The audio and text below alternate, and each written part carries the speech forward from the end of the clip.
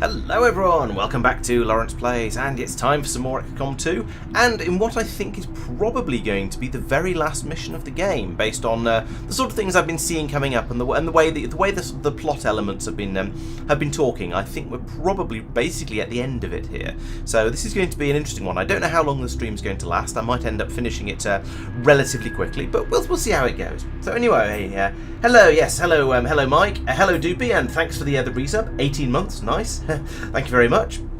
Right, let's have a look. So one thing I did notice as I was sort of poking around a little bit before I started the stream is that lots of people seem to have rather empty guns. So we've got Sophia here with less than half a magazine, the Avatar with only one round left, who's this? Peter with only one round left, Blake appears to still be full, that's quite good, and the Bagel there has got a completely empty gun. So let's get some reloads in. Ready to rock. Make sure everybody is ready to ready to rock apparently. Mark appears to get free reload, so I'm not going to bother reloading his at this point. Beth's fine. Sophia is, yes, rather empty as previously stated, so I'm going to reload in there. Ready to rock. And the Avatar could do with a reload as well. Those aren't free, so we'll grab one. Also, I noticed he's got a bit of a cooldown on his Dimensional Rift, so in a way, I sort of want to wait a moment or two before we get into any trouble, because that Dimensional Rift might come in useful. But it looks like the previous half of the mission, because this is the second half of a two-part mission. The previous half sort of finished by surprise, as it were. I didn't get a chance to wait and then wait to recharge everything, reload everyone, and then move into a lift or something. It just suddenly went, okay, here you go, you're on the next level now because you killed everything. So this will take a moment. Hello, Peter, welcome. So yes, it's going to take a moment or two for us to get everyone ready, and then hopefully we can hide at the back over here, and we won't get too much abuse for a turn or so while we just sort of start trying to get going. Now, I sort of want to move people forwards a little bit to in positions of cover, rather than having them in a little cluster over here, just in case something happens. Now, normally these sort of missions will stay quiet until something happens. So let's move Beth forwards, because she's got the completely hidden ability. So we'll stick her over here. Do a little bit of scouting. Have a look around, see if there's anything to worry about. Yes, there we go. So there's some enemies up there.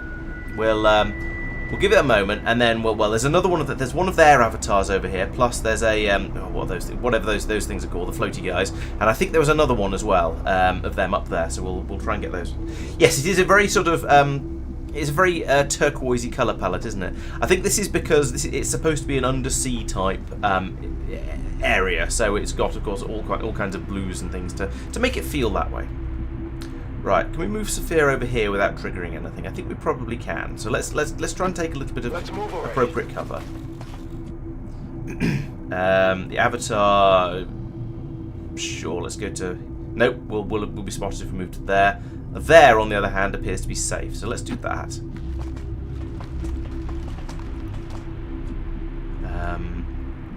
And yeah, just continue basically moving people across to points where they're in. Blake, not Bagel. To places where they're in cover, but can cause, but can cover each other as well reasonably well, and also most importantly won't trigger any of the enemies. Right, so there we go. We've got everyone in good positions now. So in the next turn we can take the fight to these guys, probably by dropping some kind of explosive on them with Sophia. That's why I've been trying to save at least some of his large bangs for them. So as you see, he's got his plasma. We've got one plasma grenade left, and oh yeah, and a blaster bomb left. Good. So that's what I was hoping for. Okay, so we'll stick everyone on Overwatch and see how things go. I don't expect anything to happen this turn, but if they advance towards us, you never know. Alright, so, out of curiosity, can Beth throw a homing mine of this far? She can! Wow, that's quite a throwing arm. Alright, let's try to just completely blast these guys. Oh, I see what you mean, Peter. Yes, yeah, it does make it rather difficult to see the blue moves, you're quite right. That is quite a throw. I am very impressed. And can we follow that up with? Should we try and follow that up with some massive? Oh no, we've used the blaster bomb. Oh, damn it! I thought we had a blaster bomb left. Okay. How far can we get a plasma grenade? Not that far. Okay. Well, there is a secret option number 3, and that is for this fellow over here to move to probably here. Sure thing. and then set it off with a bang from all the way back here, because he can do that with the squad sight. So which one was it? It was that guy we put the bomb on. So if we shoot him, we should get an earth-shattering kaboom, 9 to 11 damage. Maybe we'll get a crit, not very likely. But there'll also be the earth-shattering kaboom, which will also take out damage the Archon. Oh yes, and you can see we're under the sea. There's jellyfish and things swimming outside the walls over there. Lovely. Oh, and also a wibbly thing over there in the distance as well. That might be relevant. There we go. That's what we're going for. Big explosion. 2 slightly upset Archons. A bit of threatening stuff from the ethereal, but you know that's fairly standard. Right. While I find the possibilities proposed by the creature intriguing, I believe we have passed the point of rational discourse. We didn't come here to talk. Yeah, take it down. Your persistence is admirable. A lot of talking. It is time to accept the path laid out before you, Commander. Return to us.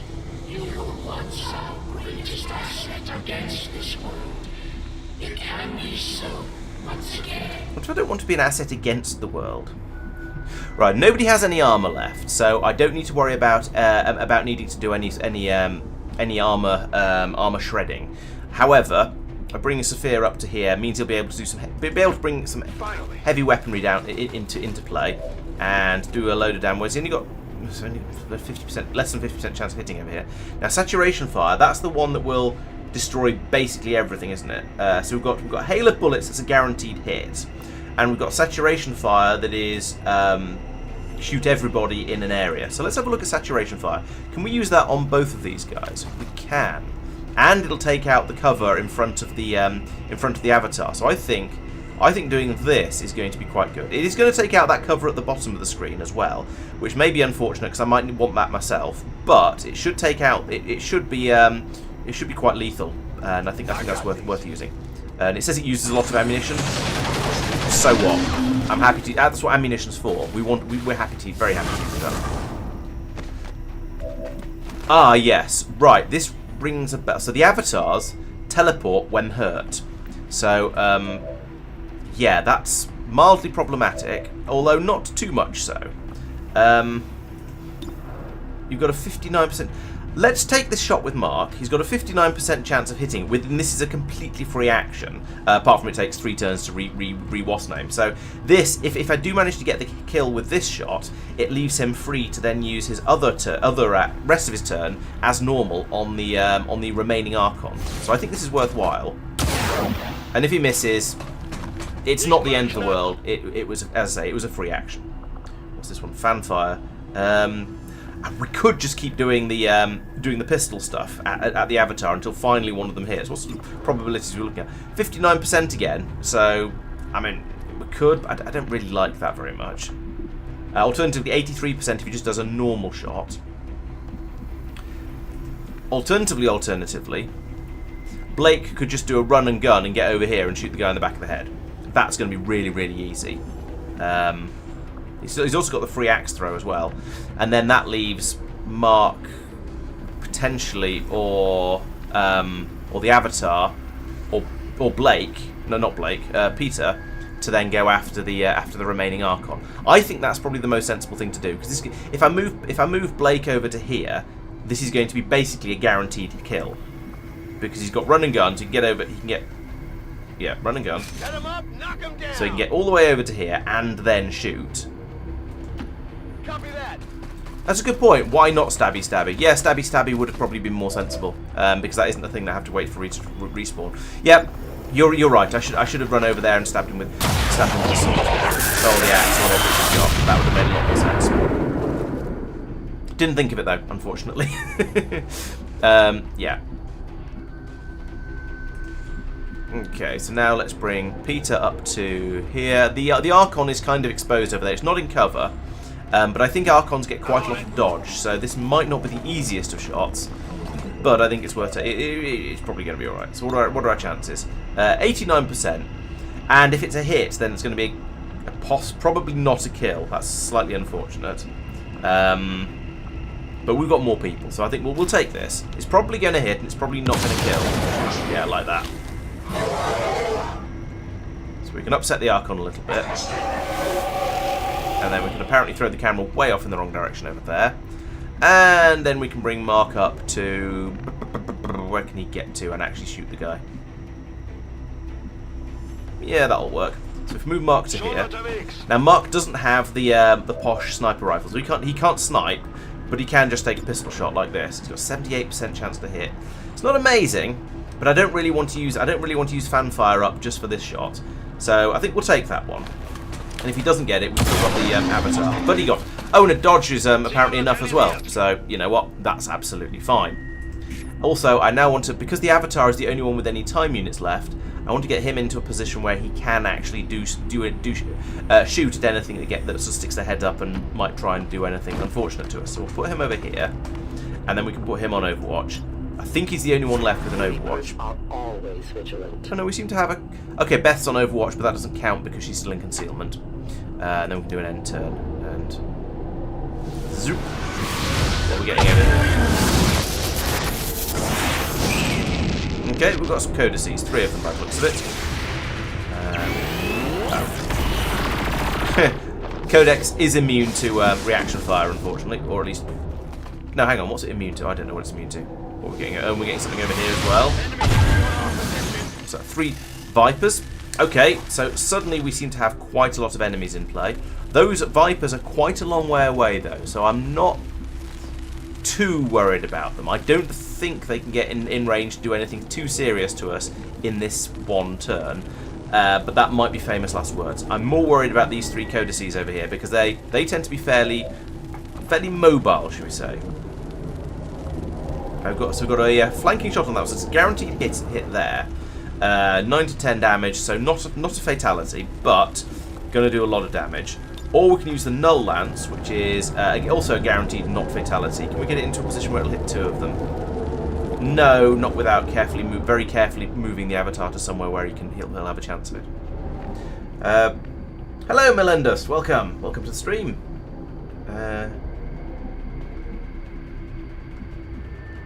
Right, so what do I want to do? So as I said, we've got the guaranteed hit from the avatar over here. That's going to take this one up here down to very low health, but basically not, more or less guaranteed not to kill it. There may be a chance of a crit in there as well. Then we've got these 2 at the bottom who are slightly harder to hit because they're in cover. Fine. I could move Mark to up here and use the shoot everybody ability. Where can I move him to? Here, perhaps, and use the shoot everybody ability. Yeah, these blue lines are a little bit tricky to spot in this, which is a little bit unfortunate. Oh, that's a full move to there, so we don't want to move him to there. Could put him here, and he could take shots at them all. But he'd probably be able to hit that one, no problem, but wouldn't be able to hit the other 2.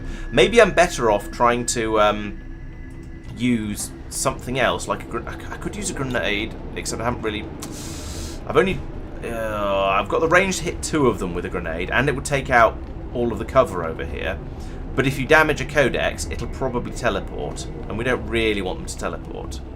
Because then clone, because then there's twice as many of them. Although, if there is twice as many of them, that's just more targets for Mark to shoot with the face-off ability. However, this is my last grenade from Sophia, so I don't really want to use it. Possibly better would be to use Hail of Bullets, but he can't see any of them, so that wouldn't work. I could move him to over here. There's quite a lot to think through at this point, so I'm umming and erring about it quite a bit, as you can see. So I think potentially moving him to over here would work, and we've got Blake who could come in and do a certain amount of cleanup, although not necessarily brilliantly. He could grapple to somewhere useful though. Maybe he could grapple to up here. But then, given we just had a load of enemies appear here, if we have a load of them appear in this one, that things might go badly for him. So I think we may end up moving him up there. This and then of course no. Or the game is just going to randomly decide to do things for me. Didn't even put him on the top, for goodness sake. This game, honestly. Right, we have a few other people. What can we do with Bagel? Bagel has squad sight on one of them at the moment. He's got 100% hit the guy on the top there. That's mildly helpful, but not enormously so, because you can't really get a pretty good angle on him. Could move to here, and then there's a decent chance of getting some hits in. can he grapple to anywhere useful? Because again, we've got death from above with Bagel.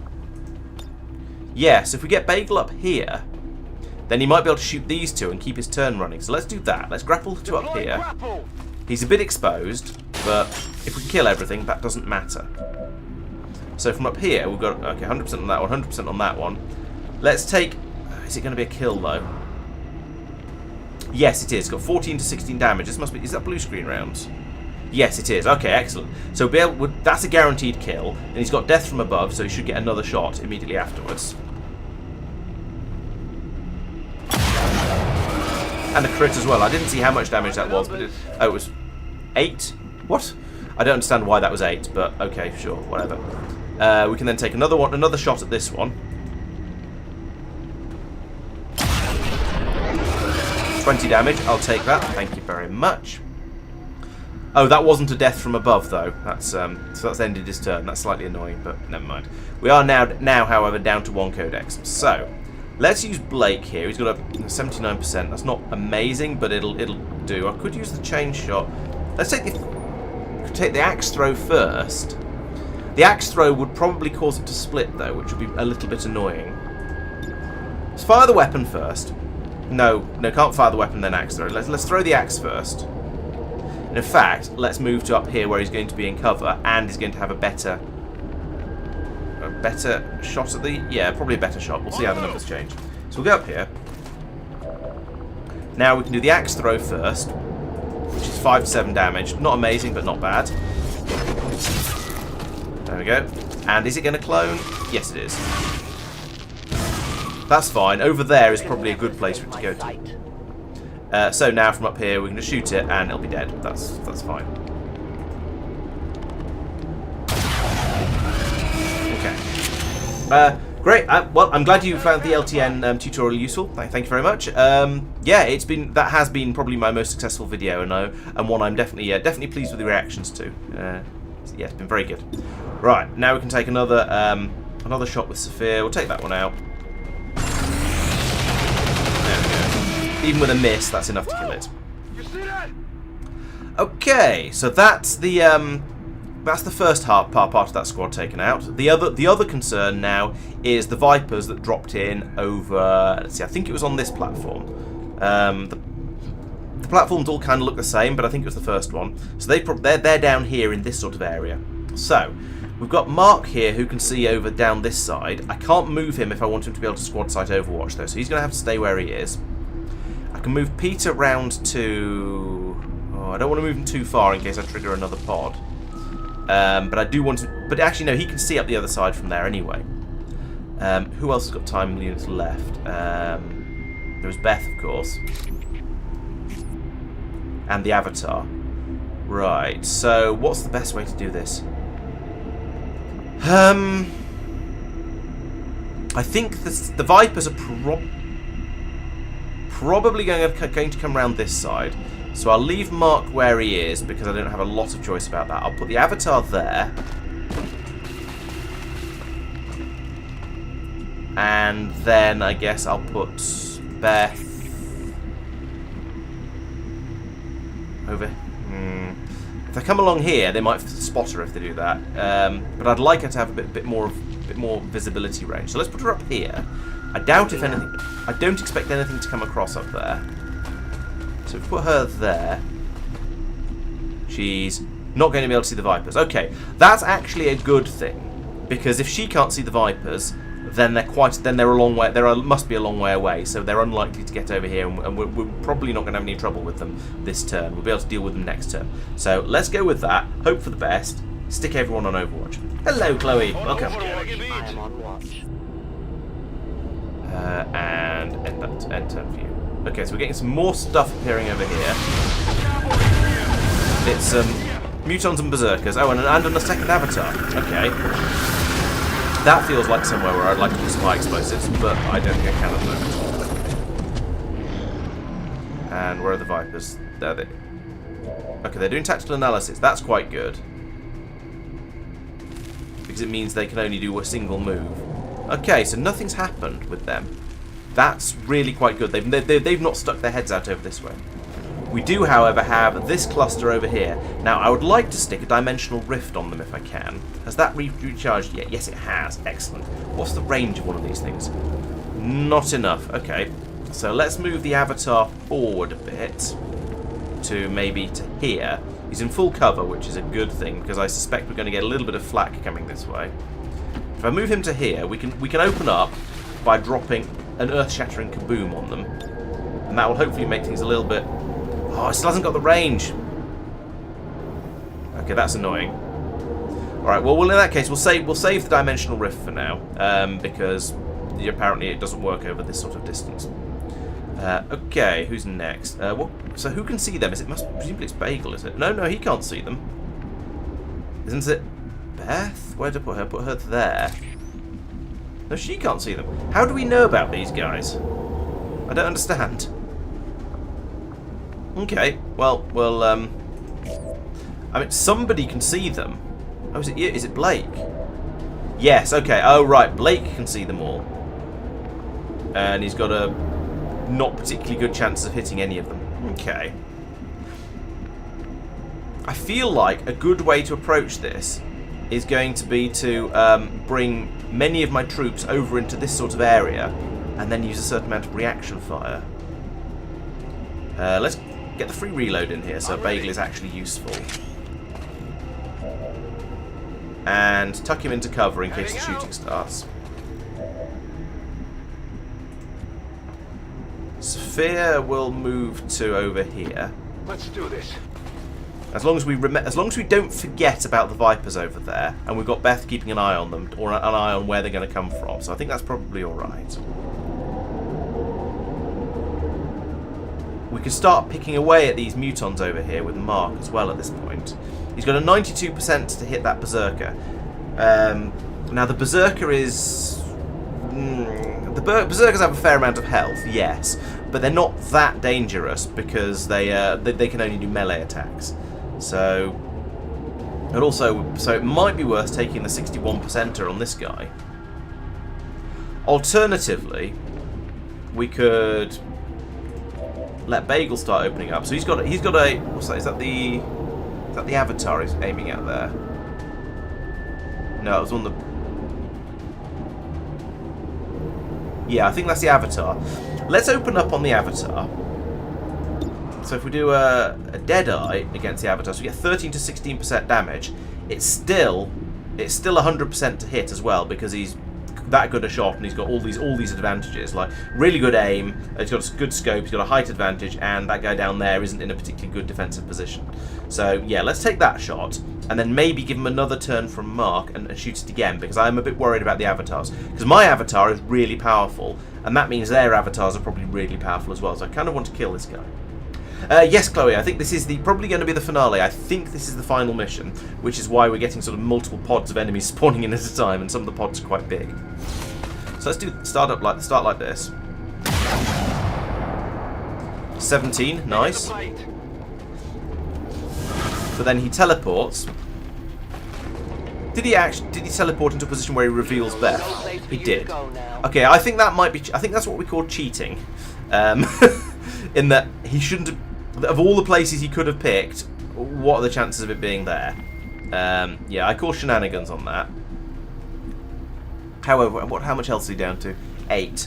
So I don't think I'm going to be able to use combat protocol to deal with that. No. Combat protocol will do 6 damage. So there's no point in doing that. But I could run Peter up to over here.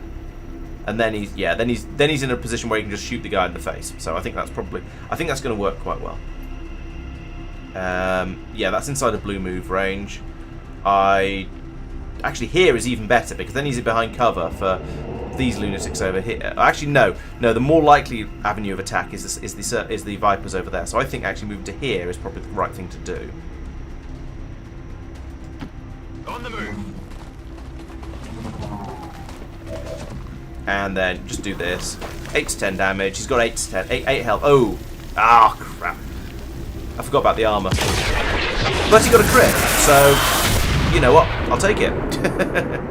So I'm now down to one more avatar remaining to be that I need to destroy before I in order to complete the mission. So that's good. Things are going well. We've got Blake up here with well, he's in a good position up here.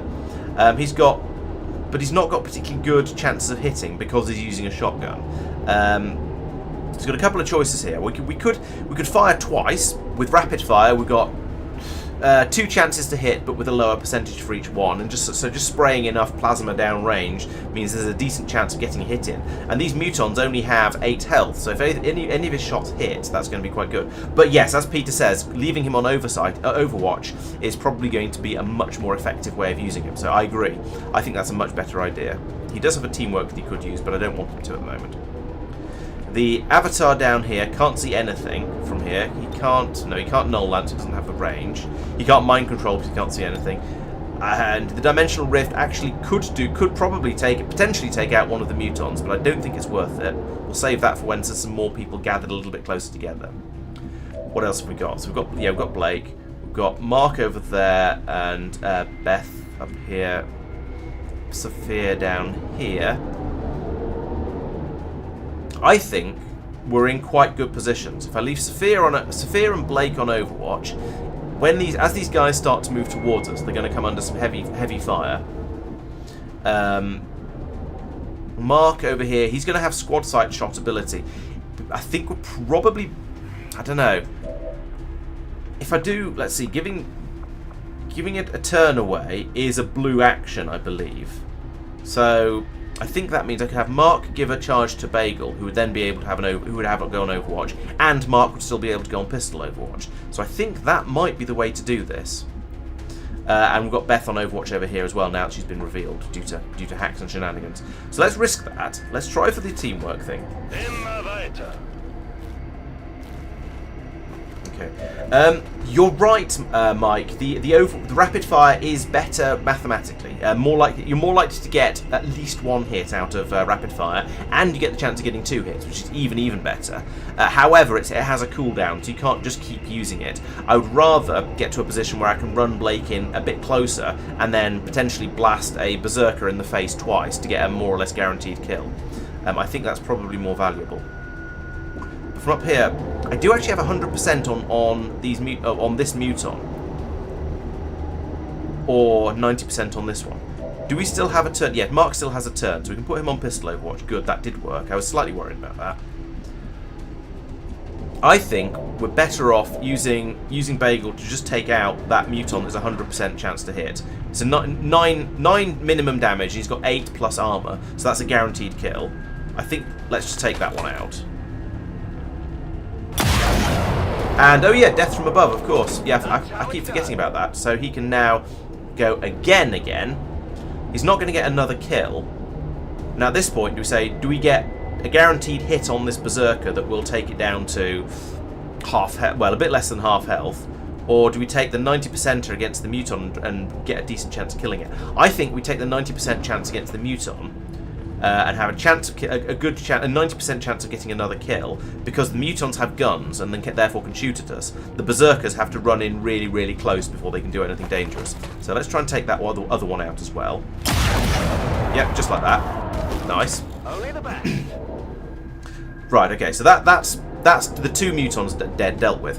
A little bit worried about the Vipers over here because they do have guns and therefore might be able to shoot, particularly at Peter, who's a little bit exposed there. Because I was expecting well, actually, if they're over here, I don't know. Anyway, what he did was useful, taking out the other avatar, but he is a bit exposed. But maybe Beth will be able to cover for him, and Mark down here potentially if they come. If they come around the other side, and we've got reaction fire from a few other people as well. Right, so let's go over to Overwatch All now, and see how things go. Moving to Overwatch. Fire shots. No one will cross. Got it covered. Here we go. Hit. That's the Vipers.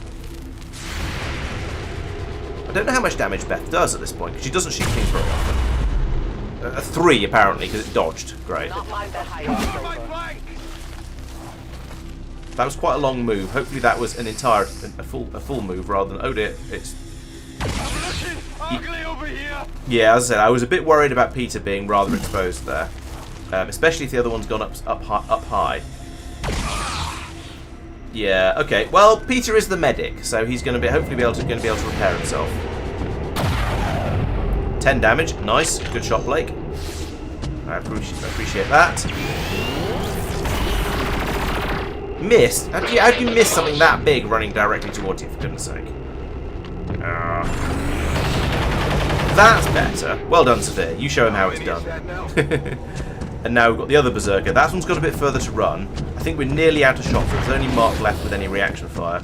And we're getting some more enemies. Lovely. What have we got this time? 3 sectoids. Okay, that's not too bad. There might be some silly mind control shenanigans or psionic nonsense going on from here, but I think we're in quite a good position here. Right, so that's at full strength. Let's... we've got 100% to hit, or if you use chain shot, we've got 91 to hit.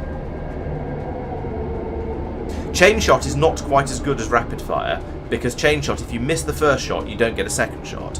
Whereas with rapid fire, if you miss the first shot, you get another. You just straight up get another go. However, we can move Blake down here, and I suspect he's then going to get 100% to hit because he's going to be he's going to be quite a lot closer. That is 100% to hit with chain shot. And I do want both his shots to hit. Although that said, he's got a 58% chance of crit. That's not amazing. It's pretty good, but it's not guaranteed. But it's still only 91% to hit. That's disappointing. Let's use rapid fire then in that case. Okay, well he did get the crit. It still wasn't fatal. Okay, he got the second hit, and that's taken out that Berserker. Right. So that's this pod dealt with now completely. We've taken out both the Mutons, both the Berserkers, and the Avatar. So that one's dealt with. We've now got these Vipers over here. So there's 3 of them, one of whom has been hurt a little bit by Beth's somewhat crap shot. And then these 2 over here that are at full health. Mark presumably cannot see them because he's too far back. I can't do anything useful with Mark, unfortunately. Well, I mean, he can do pistol-based reaction fire, but he can't squad sight because he was behind this wall. I was thinking that the Vipers might come around this side, so I didn't relocate him, and when I should have done, and yeah, the other excuses in general. Okay, Peter has been hit a couple of times, so I think it's time to pull him back and do some medical work on him, because he is very, very exposed there. So we'll put him here, and then we'll do the, where is it? Yeah, Gremlin Heal, that is the one, isn't it? There's nothing else. Yeah, Gremlin Heal. Give them a heal. Like this. So how much health has he got now? Okay, let's put him back up to full health. Nice, I approve of that. We could use, what is it? Banish. It's only at 1 target. I thought she had the Banish keep shooting different targets. Maybe not. Okay, well, we can take some shots. What we've got here, we've got 100% to hit, 7 to 8 damage, so Beth can kill that one. So let's consider that as a possibility. Who else have we got? We've got Sophia way back over here. He's far too far away to do anything against those Vipers. The Avatar... I think we need to start moving people forwards, because there's those sectoids as well that we're going to need to deal with in a moment.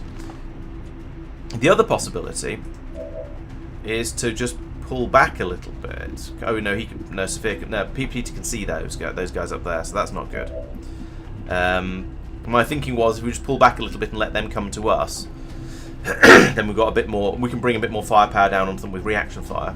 Alternatively, we could just play with the snipers again, as is traditional. Get another reload in. Locked and loaded. But it feels a little bit repetitive, just giving all of the kills to Bagel. But, I mean, we might as well take the easy one there.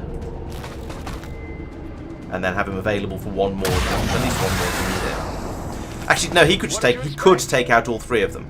That's rather uninspiring and unexciting, not very interesting, though. So, let's see if we can come up with another way to do something with somebody else. You're out of actions. You can kill that one. That's fine. You can't because you've moved. Well, I mean, you've sort of moved. Let's move you to here, so you're in cover at least. Well, he's probably got untouchable, so yeah. We might just be going to try and kill them all with Bagel, because I'm not sure what else to do at this point. Yeah, pretty much, Peter. That's basically what I was thinking. It feels like... So there's only 2 people who can shoot at them. That's Bagel and Beth. Everyone else is too far away. So yeah, let's just take this one out. If we do all the work with Bagel, then Beth can go back into cover and keep an eye on those sectoids for us. 14 damage, that's ridiculous.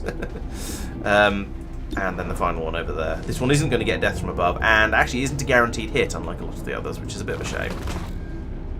But we'll take it anyway. There we go.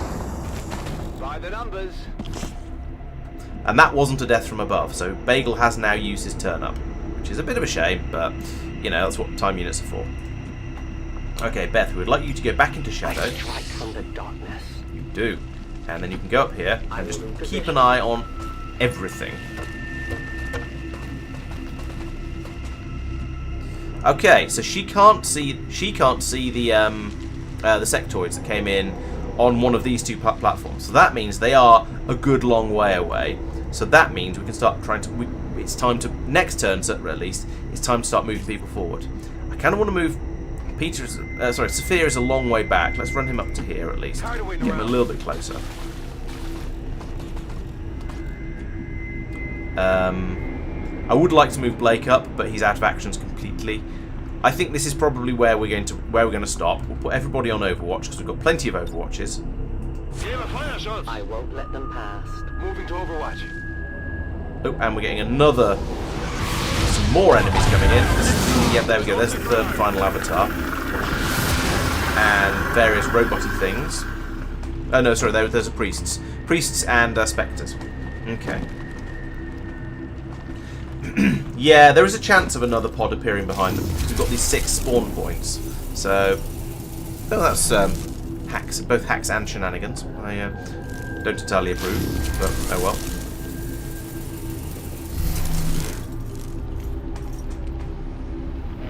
However, okay, they're all doing tactical analysis of fire. Oh no, that's the sectoids doing tactical analysis. Nice. I know where you are. There's one of them, 2 of them, 3 of them. Okay, they're all bunched up. That is kind of asking for some sort of explosive greeting for them. And Beth doesn't have any claymores left. Okay, so it's not gonna be from Beth then. Oops. Okay.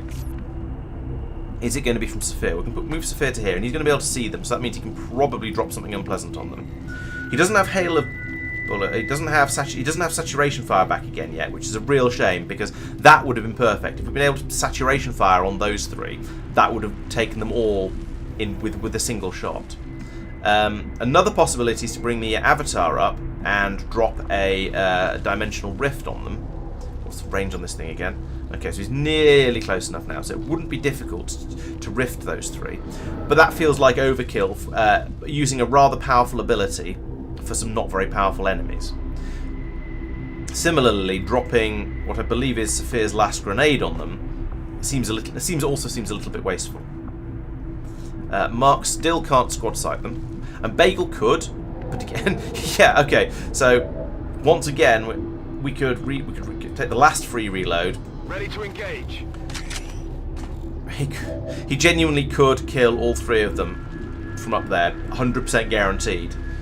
Again, that feels a bit boring. Instead, let's move Mark up to here and use fanfire instead, because that's at least something different. Let's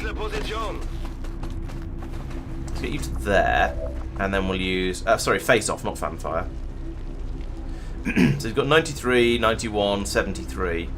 Those are reasonable chances, and actually the pistol aim does 5 to 8. What? He's got the he's supposed to have the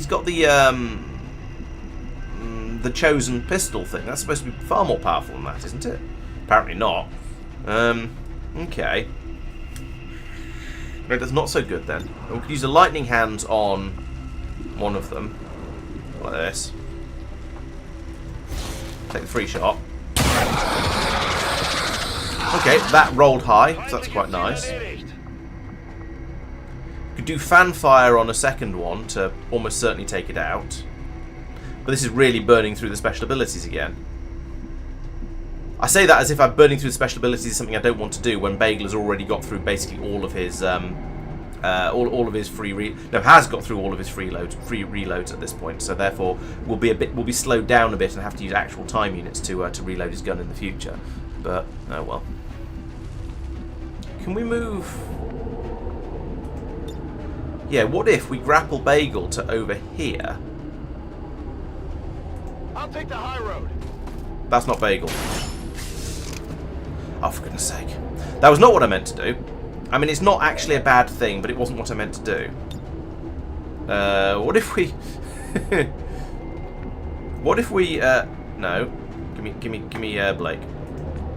Right. What if we move Blake to here? I think he's far enough back that he's going to be reasonably safe. And also that's full cover, so I'm okay with that. And now, what if we do what I actually meant to do the first time? And grapple Bagel to... over... no, not there. Over here. Please, thank you. Throw in the hook. Right, that puts Bagel in an excellent position to snipe at the other avatar over there. It means he can't shoot the sectoids, but I don't care too much about the sectoids. They're not that dangerous. I can bring people around here and just keep shooting at them until they all die. So we'll do that with Peter. Let's move Peter to here. Oh, he's going to be flanking them both. Excellent. So we can take a shot at the one that's slightly more hidden, because that's going to be harder for other people. So this is a guaranteed kill, because he gets 8 to 10. And it's a crit as well, so he got 13 out. Out of 8 to 10, he got 13. Nice proof of that. And then I guess we just move someone like Saphir up to here. It's another flanking shot. That's pretty much a guaranteed hit at kill, I think. And then we can leave Mark on Pistol Overwatch, because he's got a better chance of hitting these things that happen. Okay, but you have nearly, virtually guaranteed kill. 97% chance of kill. I'll take that. I think those odds are pretty good. On reserve. Right, and we now have our avatar. So let's move him over to here. I do want to be able to, hopefully next turn, drop the dimensional rift onto the other avatar. It doesn't have the range at the moment, but if they advance forwards, and he advances forwards, then I think it should be all right.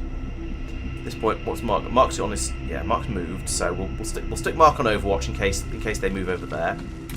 Beth is just keeping an eye on things from up top. We may use Banish on the avatar if we get the chance. Blake's okay down there. Bagel up there. Right. Okay. I think we're in a good position here. We've dealt with the pod of sectopods, sectoids even. A pod of sectopods would be terrifying. But we've got this pod that came in over here, and including one of the spectres went up here. There's another one up here, and then 2 priests and the other guy and the avatar came down here. So that we'll keep them at arm's length for now. Come get some. Bestätigt, die I'll Überwachung watch läuft. closely. You cannot run. Okay, why is Bagel shooting him? But... okay, Beim this. nächsten Mal treffe ich ihn. We left Bagel up there on Overwatch for a reason. Okay, here we go. Now he's spotted him. We're not doing a lot of damage here. Target, minimal damage. Okay, so Enemy tango. They're flanking us. right, vanishing. That's not good. Like an old oak table, as they say. Okay, so we hit the avatar. So the avatar teleported to somewhere over here. That could be problematic. So we kind of need to know where it is. Do we have run and gun at this point? We do. So I think if we run and gun and then move Blake to probably here or maybe here. I think actually, yeah, here is probably better. Hopefully we'll be able to see the avatar in this sort of area. Going in for the kill. Other than that, I don't know what we can do at this point, because that's tricksy. Got it covered.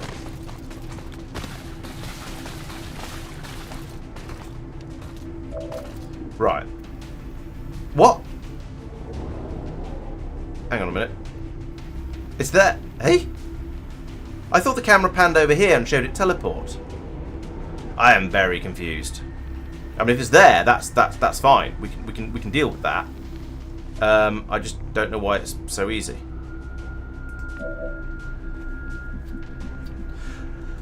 Okay, well, we'll start with Sophia. He may only have a two-thirds chance of hitting. He's facing the wrong way. I think the game's gone glitchy. You know what? I'm going to save this and reload it and try and convince the game to behave itself a bit. Because I know that XCOM 2 can be a little bit glitchy sometimes.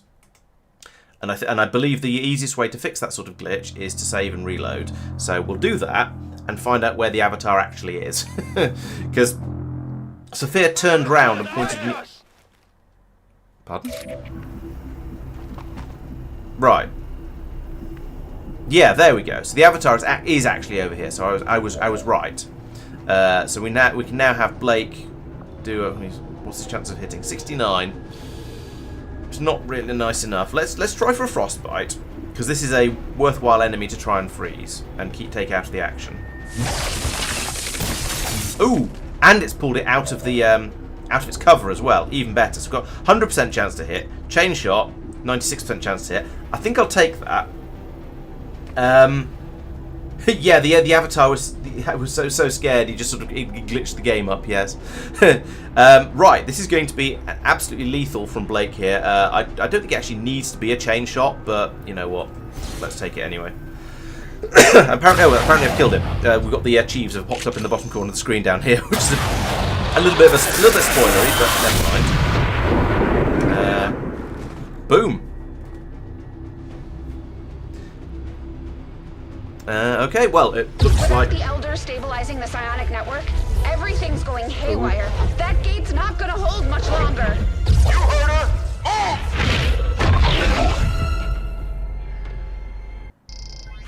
Shen, tell me you've got a plan B here. Nice work. Wasn't anything on my end. This shouldn't even be possible. Unless... Commander, whatever it is you're doing, it's working. Just make sure you save enough juice for your own trip home. Commander, you okay? We just lost contact.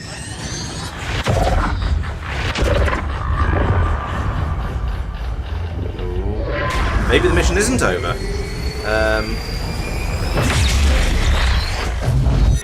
What the hell is happening here, Doctor? It's the Elders. They're overwhelming our link, enveloping the Commander's consciousness. Then sever the connection! we do that, we risk a complete overload. We will reclaim what was given. We will be whole once more. No! Your victory here means the end for all others. It will follow you as it followed us. You are not ready. We must not fail. Vitals stabilizing. Synaptic activity returning to acceptable levels. And one transdimensional psionic network down for the count. Mission accomplished, Commander. Woo.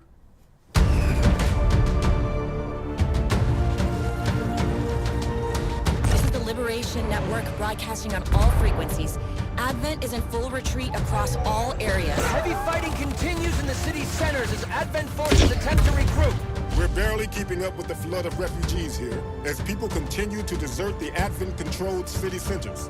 Full curfew remains in effect as the administration deals with the ongoing crisis.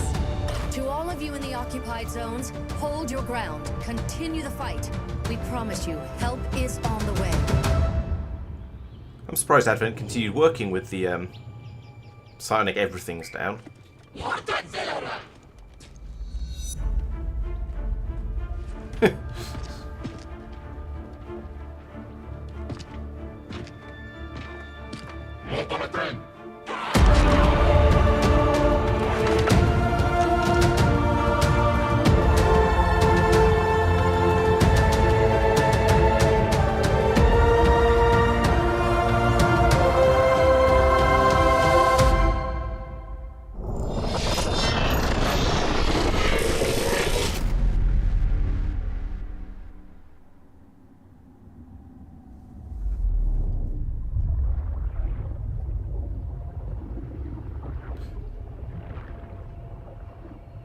This feels like it's teasing a Terror from the Deep remake. Although I don't believe there's any plans at the moment for a XCOM 3.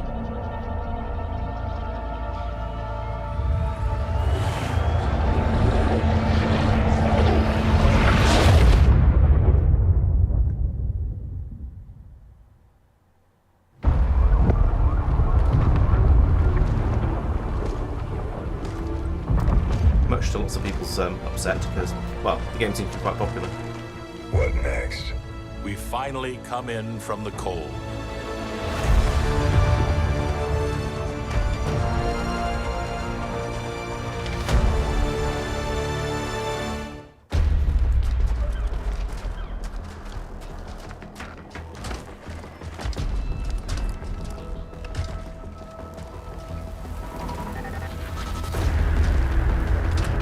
Brothers and sisters, welcome home.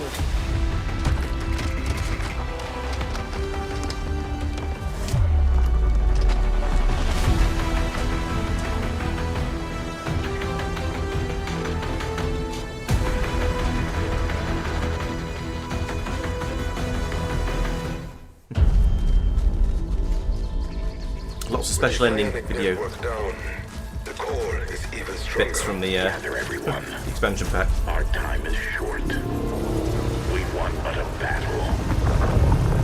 Now the real war begins.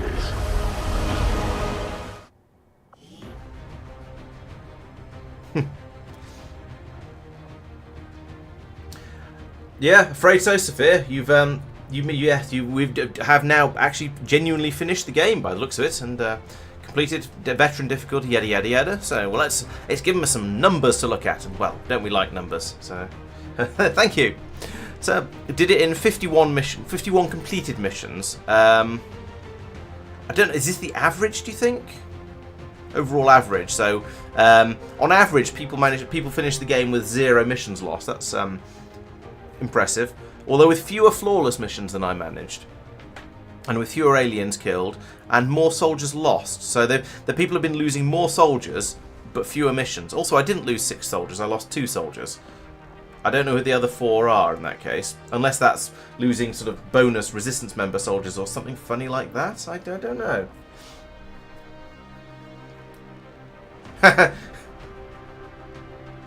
Yeah, I was just thinking, Mike. Some of the stats are seem a little odd, but yeah, well, we'll see. I think is probably slightly unfair because I played with the giving you twice as much time option selected. So I don't think I can necessarily claim to be that much better than average, but you know, well, whatever. Yes, Johan, unfortunate timing there. Yeah, so yes, as far as I'm aware, this is the last XCOM.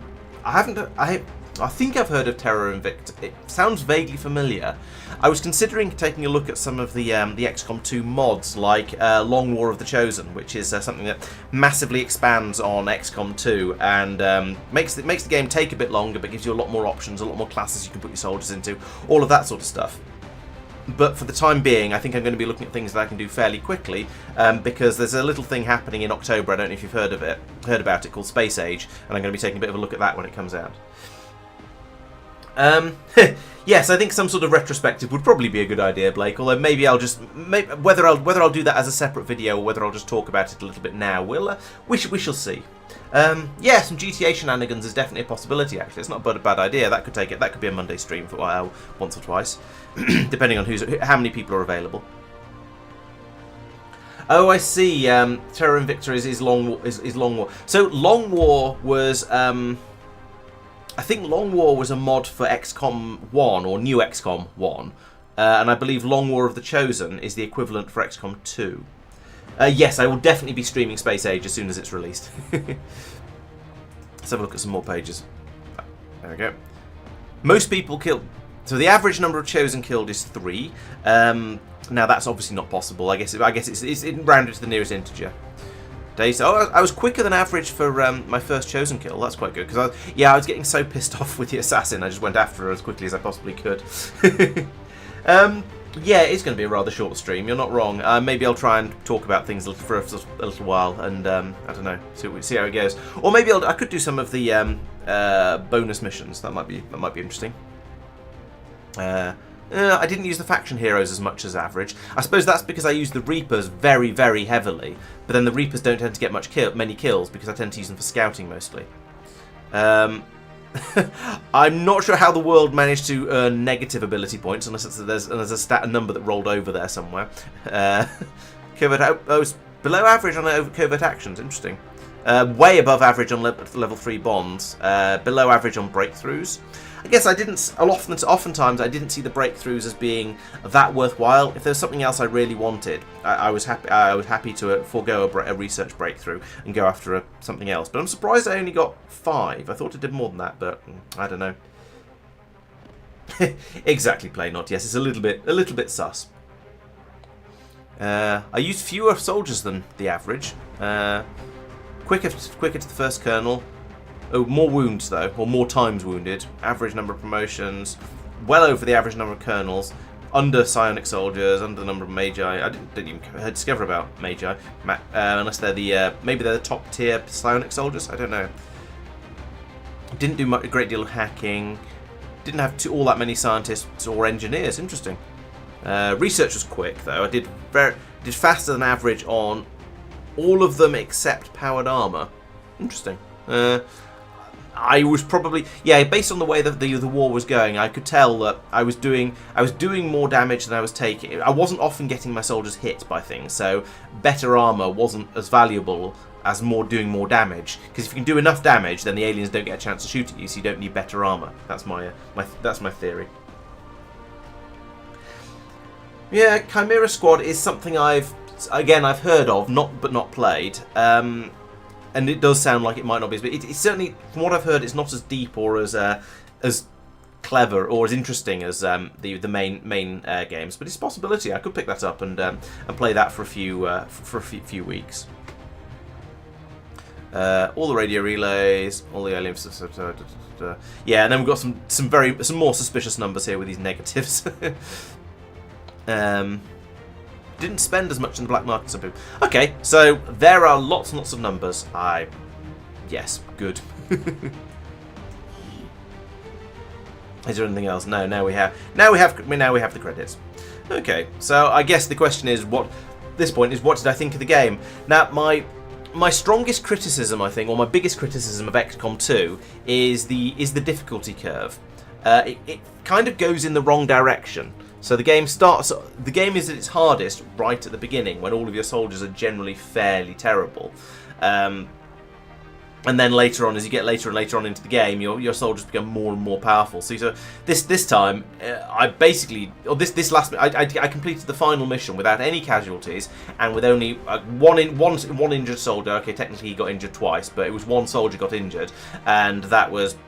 I guess I didn't put him in a very good place. I should have put him somewhere slightly different, but you know, I wanted to get in and kill off that avatar, so it sort of seemed worth putting him in a slightly risky position. But yeah, at that point, everybody had so many special abilities, whether it's movement, whether it's run and gun, or whether it's death from above, so and squad sight, so you could just keep shooting and shooting and shooting and taking out almost as many enemies as there were available. By the time you get to the end game, your soldiers are so powerful that the game becomes easier, even though it's throwing harder and harder enemies at you. Whereas right at the beginning, the first couple of missions are actually difficult because you don't have the same sort of action economy. You can't do as many things in a single turn. You can move and you can shoot. Whereas later on, you get to do a lot more stuff, and so your troops are a lot more powerful.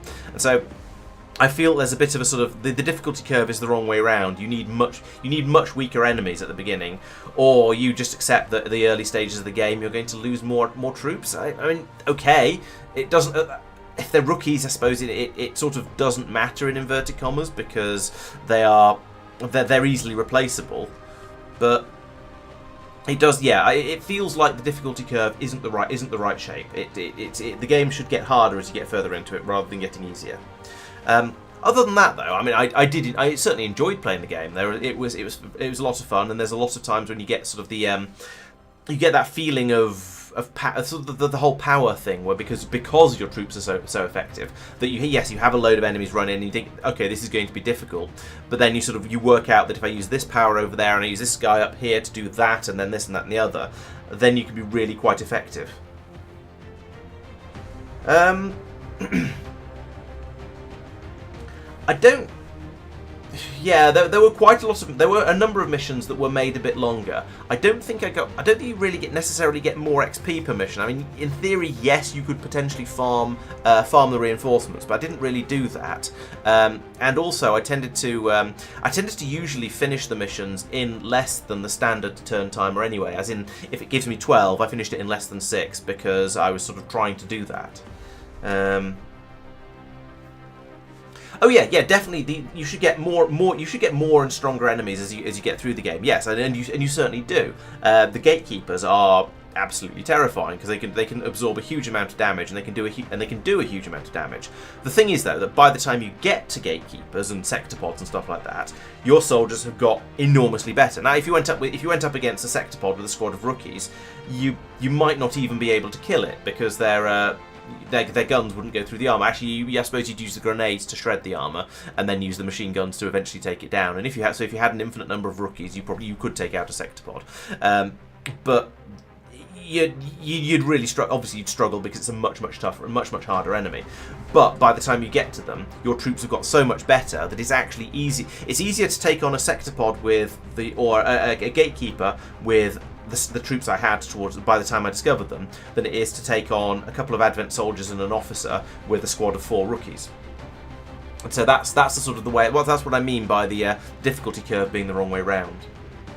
So what was I saying? Yes, I did. Yeah, I feel like I don't think the longer turns timer allowed me to get significantly more XP.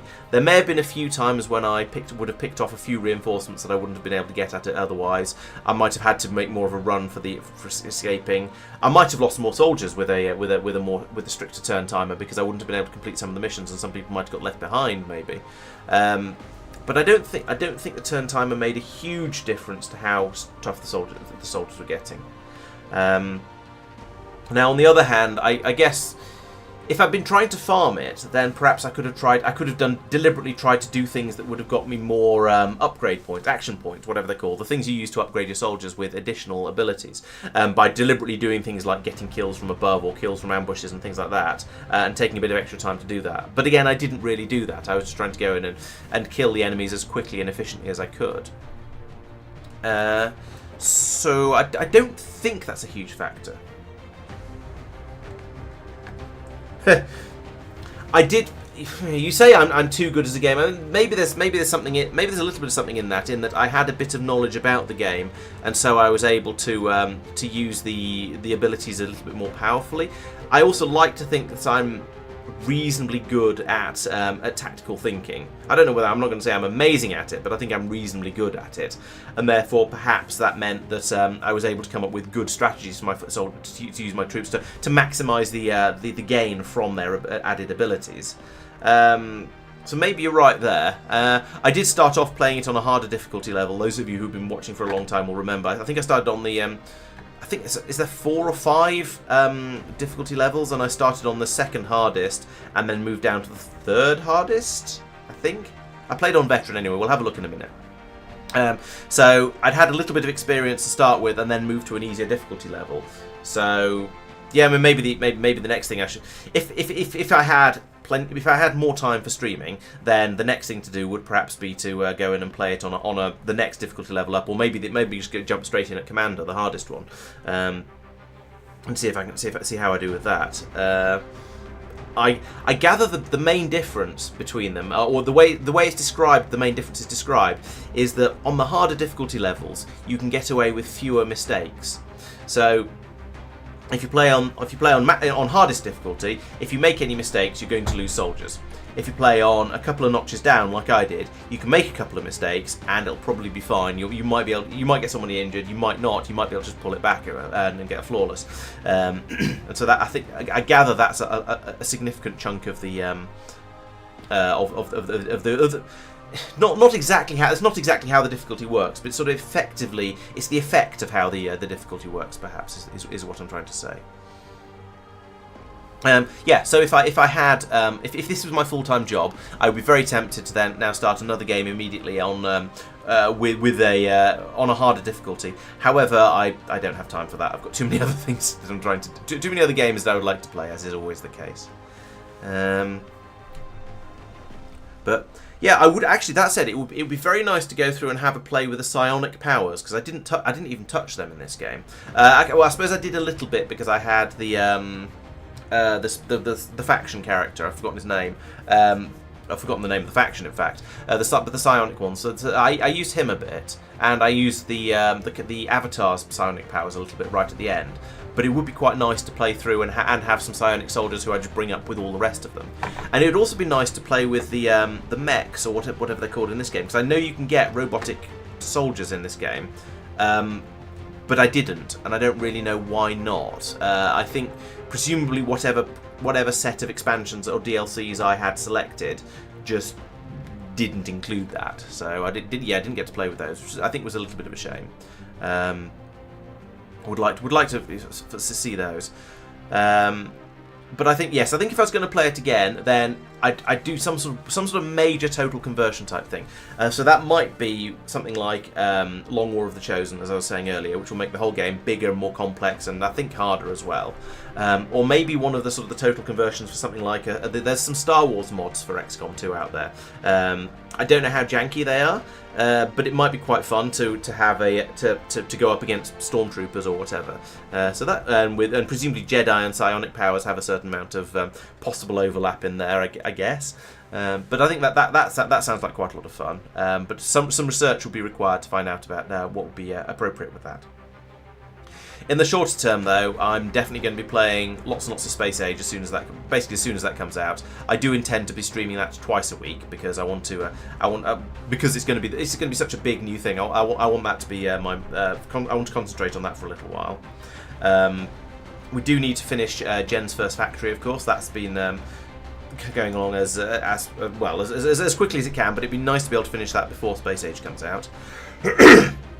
But after that, there's going to be some decisions to make about what we'll be doing on the channel once I finish Space Age, and that I will be interested in your opinions. I shall be I'll put in some sort of suggestions in or some requests for suggestions and thoughts and so on the Discord server, and probably in a YouTube comment, maybe a video as well.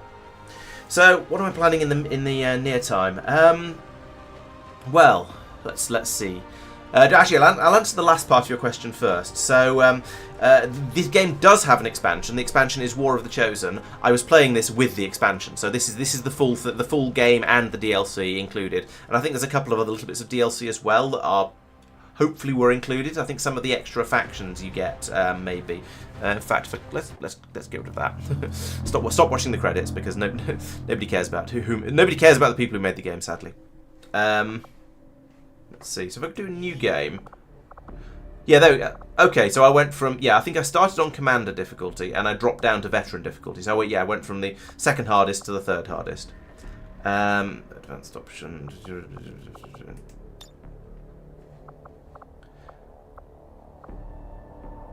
Okay, so there is an option in here that increases everybody's HP to make the battles take a little bit longer. That sounds quite interesting, actually.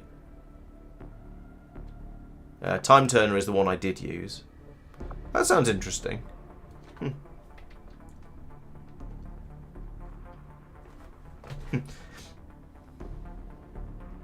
Yes, I'll definitely be talking about the things that I have planned and definitely want to play. It's the longer term questions that are a little bit more open to debate, perhaps.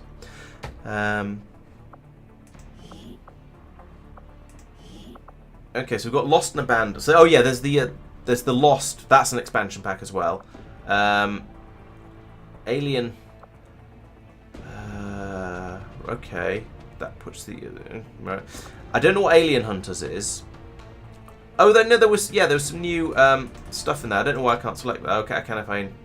Right. Anyway. So I think Shen's last gift is the robot stuff that I didn't get. Well, it says it would be enabled with that.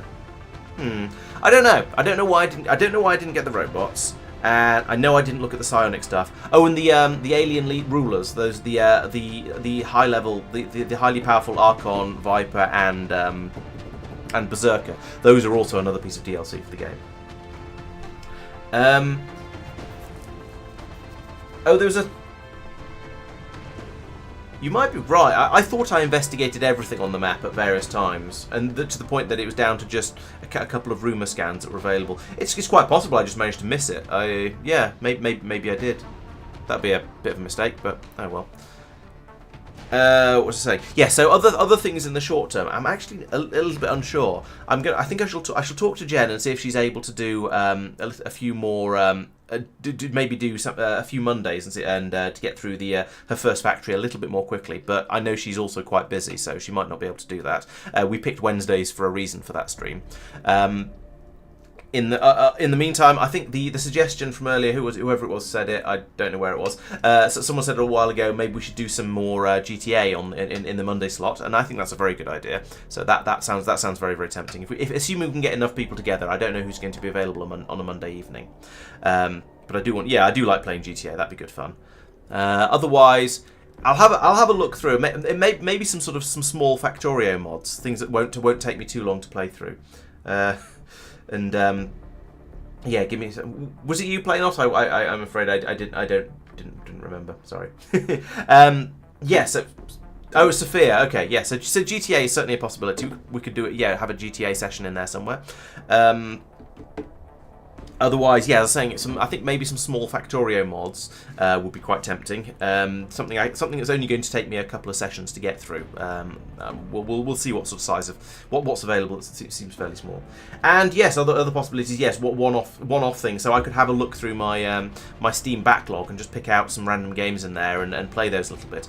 I've tried doing that in the past and it's been spectacularly unsuccessful. However, I have a lot more subscribers and followers now than I did before. So it's the sort of thing that now at this point, I think there's a decent number of people who are watching my stuff for me and will come along to see me play a random thing and see my opinions on it. Whereas before it was just people were looking for certain games. Exactly. So, as Sophia says, he's coming along. Yes, and stayed around because we're a nice bunch around here.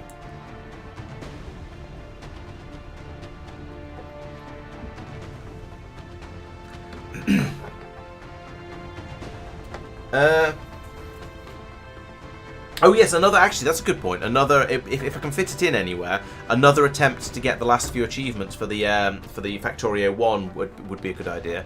That's going to need an 8-hour slot though, so that has to be a weekend stream unless I split it over a couple of weeks. Because that's a big one. Because I'd need to get There Is No Spoon, and that went spectacularly badly last time because we started in a desert, and also because we were trying to do Lazy Bastard as well, and that made things a bit slower.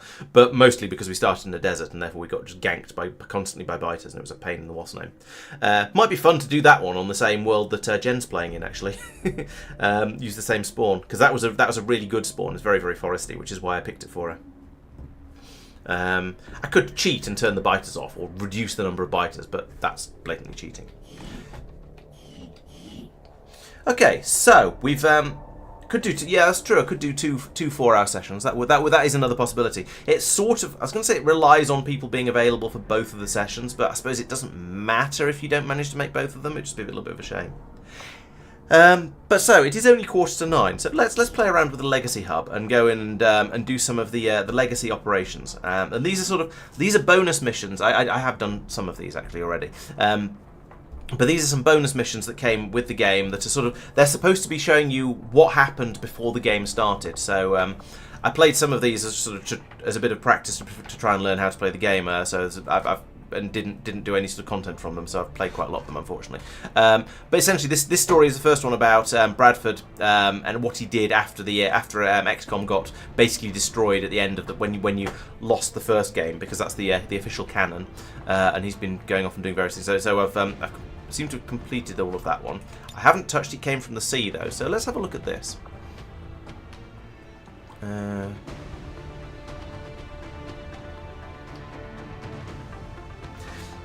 Oh, okay. Well, yeah, turning the biters off might disable the achievements, but there are a lot of things you can do that are basically cheating and make the whole thing a lot easier.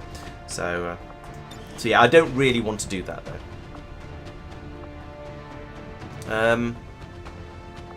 Let's go up a notch here and play it in a slightly harder mode as well. See how this goes. Oh, that's true. Yes, I could make the stream. I don't know about you, but from where I'm sitting, things are just looking a little grim out there today, folks. Not sure what it is. I just can't seem to get my juices flowing like they used to. I was all excited to try this old folk remedy I heard about, right up until I realized the secret ingredient was something you had to dig out of one of those snake chicks running around out there. Now, don't get me wrong. If I thought I could catch one, I would have at least tried it. I've been working with a few local operators, helping people out on the fringes wherever we could. In this case, we were following up on some rumors about the aliens hitting a town out on the coast. We just figured Advent was finally getting down to the stragglers. Okay, so we get scoring on this mission. We do rather than the way it works on other missions. It looks like things are. I can play it more or less the same way I normally would. I want to complete the objective. I want to kill the enemies. I don't want to get my soldiers wounded, and I don't want to get them killed. So it should be fairly standard. What have we got here? So we've got Bradford up front here with a shotgun with a funny name. So he's basically presumably going to be used as a ranger. Yes, he has a sword as well and a grenade. Okay. We have Nessie over here, who is a sniper, has a marksman's rifle. Okay. We have Roadkill, is a heavy, so he's got an assault rifle, and we have Harbinger, who is a sneaky. Oh no, they're all in covert at the moment. Who appears to be a sort of psionic type guy. He's got rend and he's got a pistol, shooty things, and a volt attack as well. Okay, as far as I'm aware, no. I think these are just sort of static characters you've been given because these are supposed to be historical missions. This is you finding out what happened back in the past and sort of looking into things. So I don't believe any renaming is possible, I'm afraid. So I need to neutralize hostile targets. So this is a standard go in, kill all the aliens type mission. So let's move. If we move Bradford to here, maybe you can have a look in through that window and we'll see what's inside this building.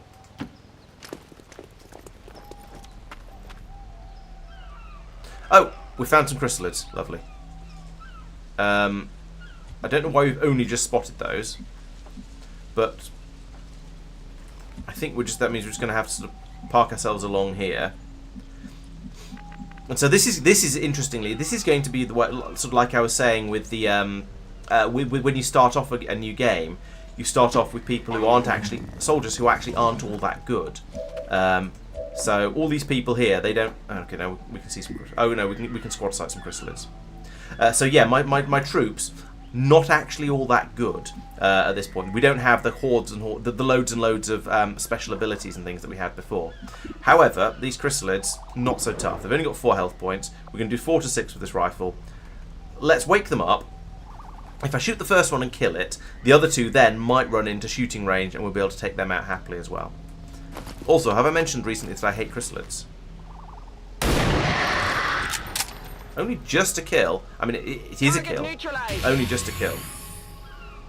Let's get some points for that. Yay! We get 1,500 points.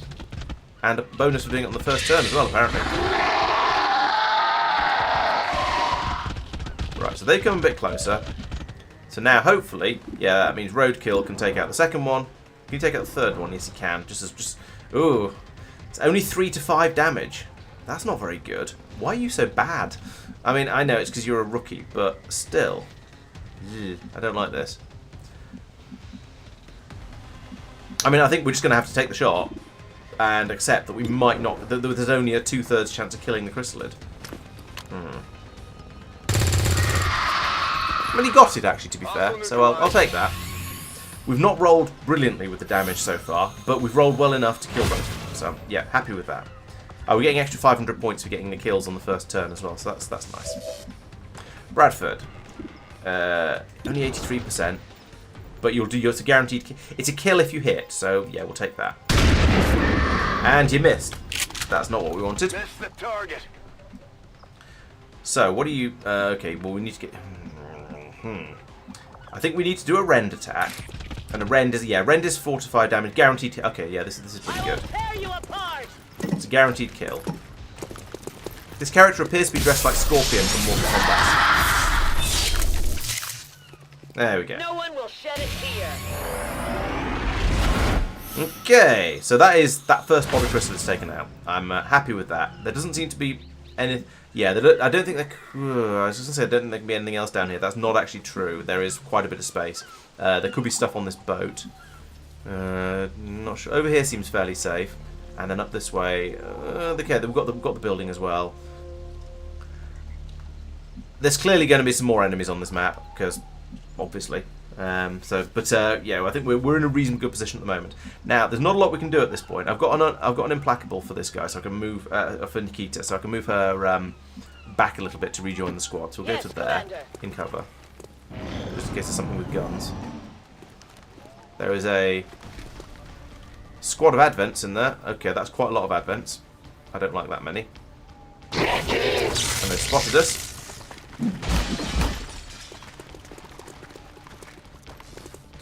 Right. They came from the sea. Oh, go on. That's what stood out. They were just giant bugs to us back then. We didn't know anything about the science. Chrysalids. Strange ones, too. White. Like they were covered in bone. I hope everyone's having a great day out there in the occupied territories. Don't let Advent get you dead. In fact, I would urge all of you to play nice with Advent. At least long enough for them. Relax a little. After that, do what I do. Steal everything of theirs that ain't bolted down. Right, okay, so these aren't normal chrysalids. These are... okay, they're white chrysalids. I guess they do look a bit different. I'll go with that. We're clearly going to have to kill this one as a matter of urgency because... yeah, we're going to need to kill this guy. This one because it's a chrysalid. Chrysalids are extremely dangerous. And she's in a really good place to do it, and that'll fill the focus up as well, which is quite nice. So 6 damage there, excellent. Does she get block? No, I don't think she does. Could move her further back though, because I'm a little bit worried about that stun lancer there. He could probably move down here and zap her. So I think moving her back is probably going to be a sensible thing to do. The rest of them, I think it's just going to be okay. Yeah, let's fall back a little bit, and we've got this assault guy back here. He's in quite good, sniper back here in quite good position. We might be able to take out that trooper. There's no chance of hitting that that stun lancer. And then there's the other 2 who are inside, who Bradford can see. Maybe he can grenade them. Yes, he does have a grenade. Okay, let's start off. Or move on, advance now onto shooting that trooper over there, because that's an 83% chance of an actual kill. If we can hit him, he's dead. Like that. Nice. Kill confirmed.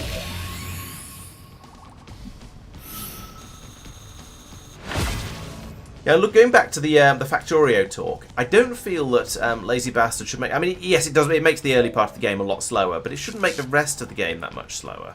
And with the number of people we had playing, I think we should have been able to do the Lazy Bastard run and we should be able to do a Lazy Spoon run. However, I think the reason we struggled was because we had so many biters coming for us constantly. Because we started in a desert. Right, I'm thinking if I put Bradford...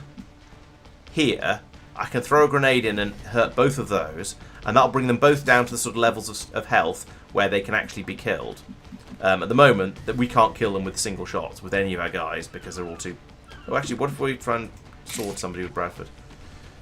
Okay, he does 5 to 7, so that's not a kill. Again, 5 to 7, possible kill, but probably not. 5 to 7, possible kill, but probably not. Yeah, so I think hitting them with grenades to weaken them, and then going into and then using other weapons on them later is going to be the way to go. Unfortunately, I don't think we're going to have enough damage output this turn to prevent people from taking damage, because even if I do this, yes, they're going to be knocked down to very, very killable ranges. But I don't think... Actually, that said, the priest is probably going to do some psionic nonsense rather than attack properly. So if I can kill the officer, with him, then maybe we'll be okay. There's still the stun lancer over here, but he's quite a long way from everyone. So if I move Bradford out to here before I throw the grenade. The alternative is, what is this? Has this guy got a grenade? No, but he does have a med kit. That's not very useful. I think if I move... Yeah, let's move Bradford to here. I'm on the move. And then put that grenade in, as previously discussed. Catch!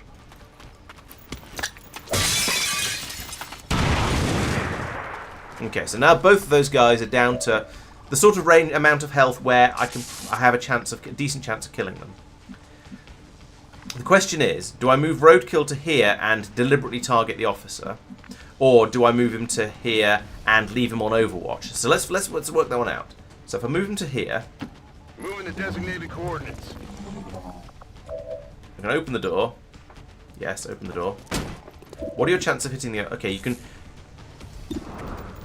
You've got as okay. You're probably not going to kill. You're probably not going to kill the priest.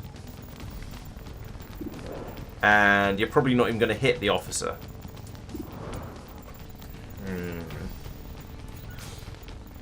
I don't know. I could shoot the priest. He's probably not, as I say, he's probably not going to die though. So it's kind of futile. We're better off running in and trying to stab him with Bradford, who will definitely do 5 damage. Next, but that can't be done until next turn.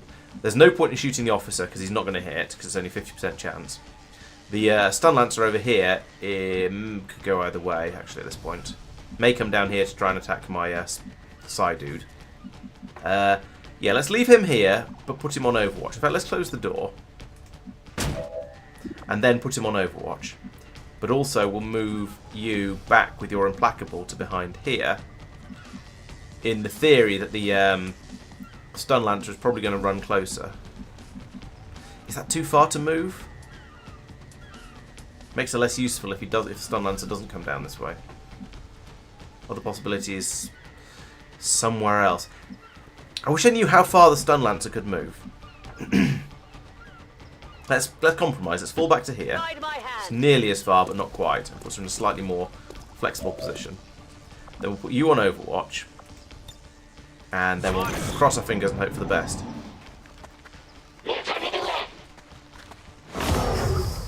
Okay, the officer was just marked. Oh, no, he's throwing a grenade as well. Okay, that was possibly unwise because I put my soldiers too close together because I forgot the enemies could use grenades. Yeah, that was poor, tactically poor. What's the priest going to do? Stasis. Okay, stasis is acceptable because it doesn't count as an injury, and he'll come back out of stasis next turn. So it's not the end of the world. He has moved further than I thought he was going to be able to. Bradford is taking a lot of damage. I don't appreciate that. It wasn't until we got close to town that we started picking up these transmissions. We didn't know what to make of it. It sure as hell wasn't Advent. And no one in the Resistance was stupid enough to leave the aliens with a signal to follow. Right, let's hit this guy for hopefully kill. Suffer my rage. It's a 50-50 on the kill, unfortunately, so I don't like. Okay, that was a crit. Nice. Maybe some. Where are your saviors now? So there we go. That's one of them down. I can now have Bradford. Oh, hang on. What's momentum? Is the momentum? Oh, momentum is just another free move, but no, not an attack. Okay, that's not so useful. Bradford also can go in and do a sword stuff. We'll take out this guy as well. That's a guaranteed kill. Happy with that. There we go. And now we need our sniper to get this guy. It's only a 40%er though. And it's not going to kill even if it does hit. And presumably because they're a sniper, they're not going to be able to relocate and shoot as well. Probably. Oh, they've got pistol though, which will probably do about 2 damage. But since they're not going to get the kill anyway, that might not matter. Why is that not a flanking position? Oh, they're behind. There's some drawers and things in there. They can be behind. Cupboards even, but they're behind. Okay, I think the best thing to do here is going to be to... It's either shoot or it's... wait and not... Hello, persistent. Welcome. I managed to complete the normal game, so I'm now playing with some of the historical missions, which is where you find out some of the stuff that happened between XCOM 1 and XCOM 2 the games. And I'm struggling a little bit here. So maybe what I should have done is taken the priest out with Bradford, and then try to use the sniper against the other guy, the officer. Oh well, too late now. I thought that was probably going to miss. Get it together. You got a momentum move. I don't think there's any point though, because you're in cover, and it's not gonna moving is not going to help. So that's what's down to turn. Okay, he's out of status again now, which probably means he's going to get shot dead, which is rather unfortunate. Oh no, the priest is making a run for it, or at least making a move. The invaders campaign. Okay, that's not so good. I'm your host with the most, the man with the golden voice that even the aliens couldn't keep down. You see, right, well, let's yours truly deal with this just guy. wasn't good enough for their precious Advent burger. God forbid I'm making myself a little snack in between orders. Sound like they're gonna run out of that slop. Right. Hopefully, I can go over and stabilize this guy. I don't remember how this sort of thing works. Unfortunately, the guy who's got taken out is the medic, so he may be in trouble. Let's move over to here, see if we can... On the move. See if another character can stabilise. So we can pick up, but we can't stay... No, I don't think I can. Ready to engage. There's not much I can do other than try and finish the mission in the next 3 turns. Or accept that we're going to lose that soldier, unfortunately. Well, that sucks. Well, especially as I'm now down to 3/4 of my firepower. Although they were the least effective of the soldiers, but still, kind of useful to have them around. It's far, but I can reach it.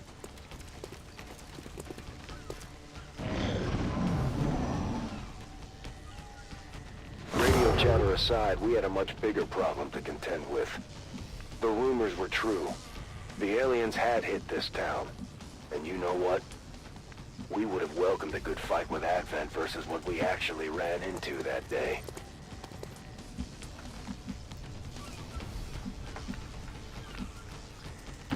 For the cause. Yeah, so this is presumably something to do with the sort of the... I was going to say something to do with the early discovery of chrysalids, but we aren't really... we don't really seem to be going up against... No, they seem to be vaguely aware of chrysalids. We've just been told we've discovered a new type that are sort of bone white rather than whatever the other ones were. So, we're not sure where the plot's going at this point. I guess we'll find out, and that's the sort of the interesting part of it. So I'll put my sniper up high. I'll keep the other 2 down here, and we'll go on Overwatch. Unfortunately, there's nothing I can do for the other guy who got shot because he was a medic. You know, they never even gave me a language course during my training. Oh, more chrysalids. Come on! Where's the logic there? How am I supposed come on, to shoot better. orders with some bug-eyed freak barking gibberish at me? And if you think you're getting a legible receipt, you're out of luck. Right. I mean, we just stab these guys, don't we? And then they go down. Might as well do the rend attack. It's quick and easy and doesn't use up ammunition. Like that. There we go. Your gods abandon you. I don't know how many of these are going to leap out of the sea like this, but we do seem to be able to deal with them fairly efficiently with the rends. Let's put Bradford here and have a look around the corner. So we've had one Advent squad so far. The rest of us being chrysalids leaping out of the water. I'm wondering if that's basically how it's going to be. How the mission's going to go. As we progress round here, we're going to get, every so often, we're going to get a chrysalid popping out of the water saying hi. And the Advent ones were just in there to give us a little bit of flavour and a little bit more to deal with. And, yeah, a little bit too much to deal with, rather, unfortunately. Come get On some. Overwatch. Yeah, like this, in fact. Oh, there's 2 of them this time. 3 of them. Well, that's 1 each. Please don't attack the civilian. There's a time and a place for everything, and I'll admit it. If I'd been sitting around the campfire having a few drinks, this guy probably would have been kind of funny. Insane. Oh, not quite dead. But during the heat of combat with a bunch of weird ocean chrysalids running us down, I would have given anything to shut him up. Okay, so I think we need a little bit of a sort of a fighting retreat here. So we've got the sniper up here who can take out 1 of them. We don't get death from above, but she can take out certainly the front 2 easily, and the back 2 if necessary. Harbinger, I think, is going to have to come back up here and shoot from the top of the stairs. Or actually, no. If I do a rend attack immediately, he'll get the momentum move and be able to use that. Sorry, he'll get the momentum move and be able to use that to get out of the way. So it's a bit overkill when it only had 1 health left. But we kind of need to get rid of the nearby ones as quickly as possible. So yeah, there we go. She's got momentum, so we can move her back up to here. To victory. Bradford, what do your elf eyes see? Nothing at all. Great. I don't really want to move forward now because they're. But I think I might. I don't really want to move forwards because then it gets the chrysalids, gets us closer to the chrysalids. But I do want to be able to shoot them. So I don't know. Okay, if I move them to here, then you can see 1 of them. Let's do that then. Headed there now. So we get to there. Take that shot. It's only a 78%, which isn't amazing, but it's worth it. I think it's a worth shot. There we go. Good. Another notch. There's another one down. So we've just got Nessie up here now. Now we know there's another 2 chrysalids over here somewhere. They're just out of sight at the moment. I don't think Nessie is clever, is good enough. Oh no, she does get squad sight. Excellent. So, but probably not squad sight Overwatch. But I think we're far enough. I'm hoping we're far enough away that as the chrysalids run towards us, they won't be able to get to us, and we'll be able to kill them next turn, possibly by moving somebody forwards again. So let's have an. Why can you do? Oh yeah, I moved. Did I? I don't think I moved her forwards. Why can't she? Why can't? She doesn't seem to have. She doesn't seem to be able to do an Overwatch with the sniper rifle, which is a bit weird. I guess we'll do a pistol Overwatch then. Oh great! The chrysalids are killing civilians, and therefore making more chrysalids. That's just what we need. And the shooting is missing, even worse.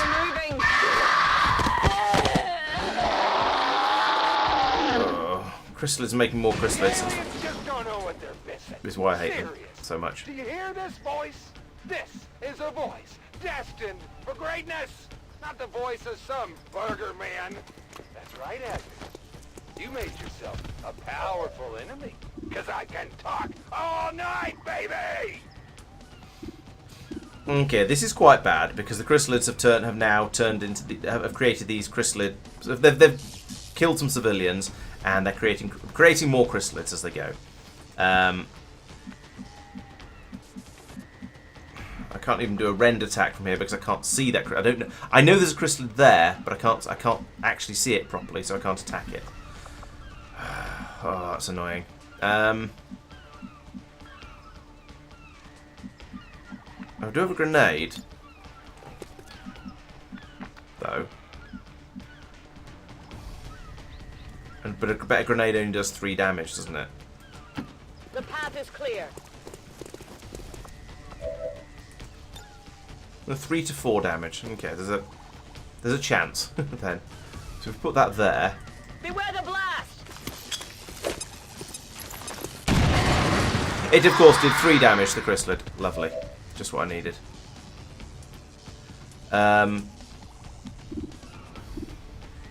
In that case, I think we're just going to have to leave Bradford on Overwatch and shoot. Hopefully, when that chrysalid comes around the corner, he'll shoot it before it shoots us, before it eats us. Nessie, on the other hand, can straight up kill this chrysalid, so we'll do that.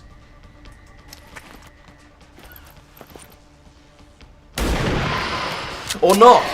she'll miss and only do 3 damage. I might have winged them. Hey, Persistent. Yeah, we've yes, you survived. You survived the whole game, and I completed it earlier today. This is now playing with some of the historical missions, which is why the characters have completely different names.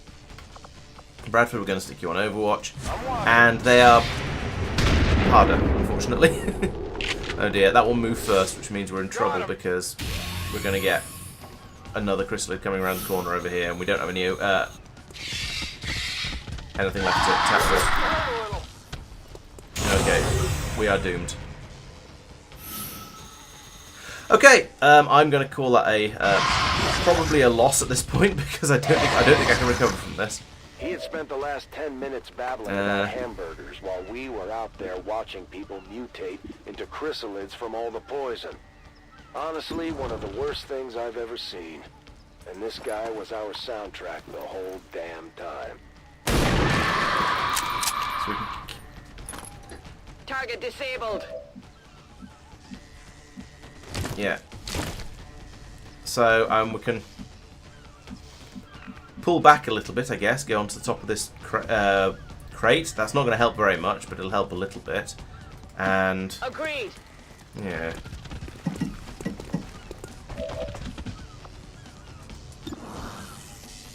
Please kill it. Right, so things are not going well. Maybe I was a little optimistic with the difficulty level, but we'll see. So I've now, unfortunately, I've lost Bradford, which presumably means the mission, the story no longer makes sense. So yeah, we'll see how that goes. Maybe introductions are in order. Let's see. Why have you not got a great voice, dashing good looks, and a personality to match? You might as well call me DJ Total Package. Okay, we're getting a black chrysalid out of this one. Okay, don't call me that, but you get the idea. Why can I not rend attack? Maybe I can't see these chrysalids, so let's move you to here first. Right, there we go. We spotted that one. So we can now do a rend attack on this one and kill it, and straight up kill it. However, the other one, I believe, is also now visible. So we can now take a squad sight shot at that one, take that one out.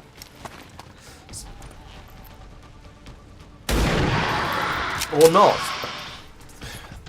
It's these early weapons in the game are just a bit too apparently a bit too pathetic. You will pay the price.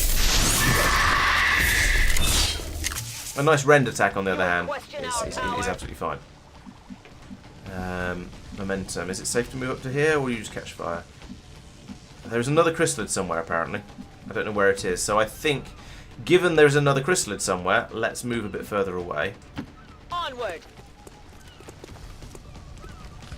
Wait, let's see them.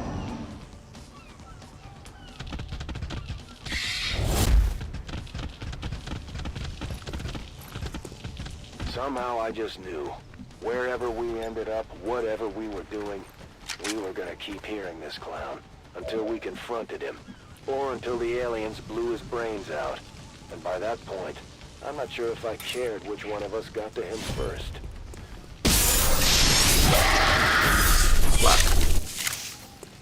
Another lackey falls.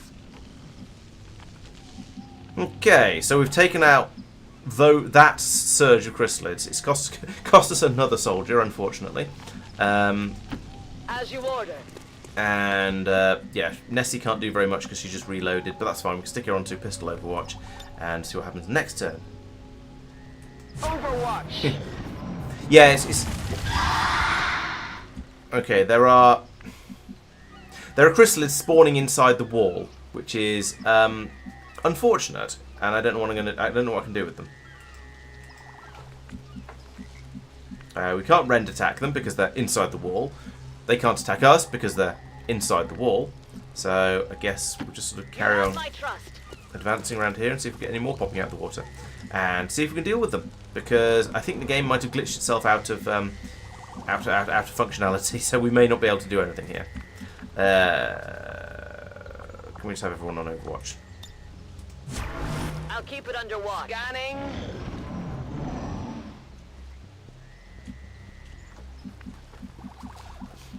On the plus side, if I can't complete the mission, then I also can't fail the mission, or I can't complete the mission with a bad score. I guess. Does that make sense? Come back up here. Don't think there's any point. I am watching. Affirmative. Covering now. You see, there's chrysalids chrysalidding over here, but I can't get to them. They're clipped out of the map, so they are significantly less dangerous than they should be.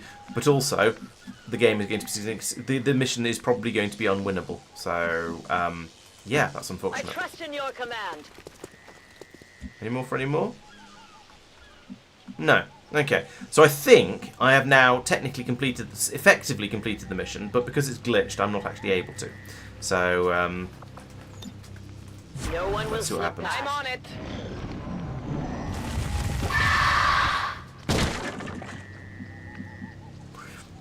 Anyone got any bright ideas?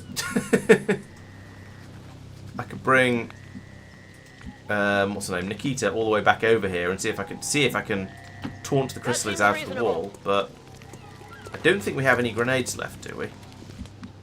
Oh, if we do, actually, I do have a grenade.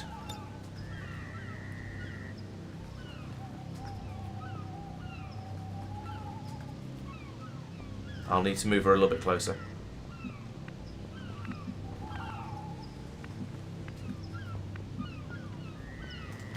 Getting it done. Let's get over here. Let's get everyone into sort of vaguely useful positions and then see what we can do from there.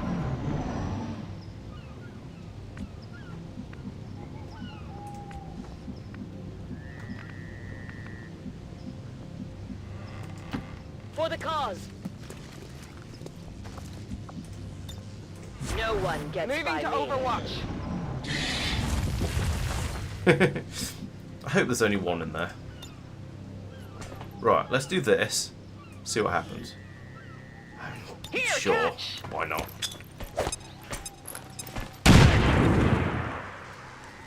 Well, I did 3 damage to it, but now I don't have any more grenades. So, yeah. That might be the lot. My senses are keen.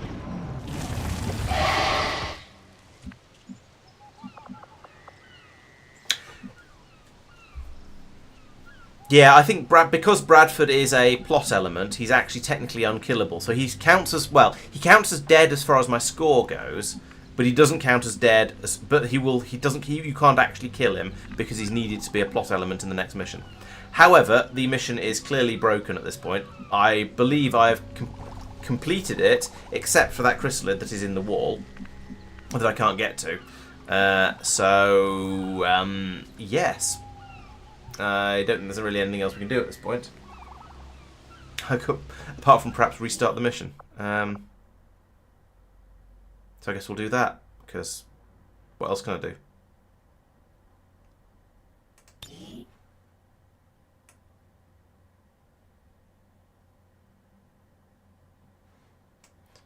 Is that mission start value minus 5,000 points? Or let's try that.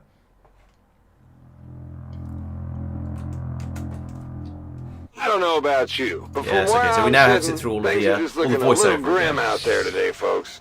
Not sure what it is. I just can't seem to get my juices flowing like they used to.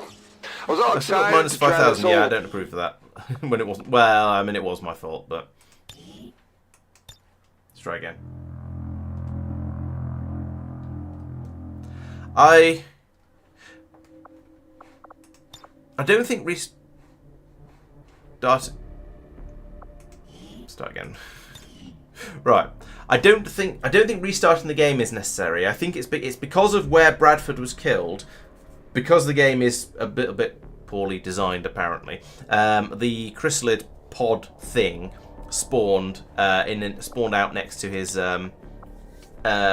body inside, and therefore inside the walls, which is the problem. You know what? Should we go for story difficulty this time and just be a little bit more gentle on myself? What do you think? Do you think that's unreasonably easy, or do you think that's a bit more, or do you think that's just sensible? It does say players familiar with XCOM, and this one is described as experienced XCOM 2 players only, and that might count as me, I guess.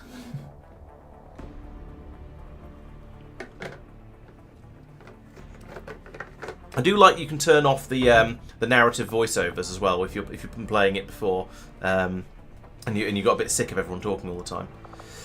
Yeah, all right. Let's go for story and just and go through it. Hopefully, a little bit more effectively. I don't know this about time. you, but from where I'm sitting, things are just looking a little grim out there today, folks. Not sure what it is. I just can't seem to get my juices flowing like they used to. I was all excited to try this old folk remedy I heard about, right up until I realized the secret ingredient was something you had to dig out of one of those snake chicks running around out there. Now, don't get me wrong. If I thought I could catch one, I would have at least tried it. I've been working with a few local operators, helping people out on the fringes wherever we could. In this case, we were following up on some rumors about the aliens hitting a town out on the coast. We just figured Advent was finally getting down to the stragglers. Right, so last time I moved Bradford to here first time, and we spotted some chrysalids down here. We kind of need to deal with those chrysalids, otherwise they'll go off and bop some survivors, some civilians, and therefore we'll have real trouble. The mission will just get harder. So I think we want to go after them first. So let's short move Bradford to here instead. The problem is we then lose our concealment, and that makes the battle against the Advent troops in here significantly harder. And the Advent troops are the hardest part of the mission, it seems. So we'll put Bradford here because he's got a shotgun. And there we go. There's the two chrysalids. Yes, okay, we know. So if we put you here, headed there now. and we put both these guys on Overwatch. Actually, we don't. There's no point in overwatching them with them because chrysalids don't take cover, so they're always going to be just as easy to hit as they ever are. So let's just have Nessie take a shot at the one we can. She can't see. What?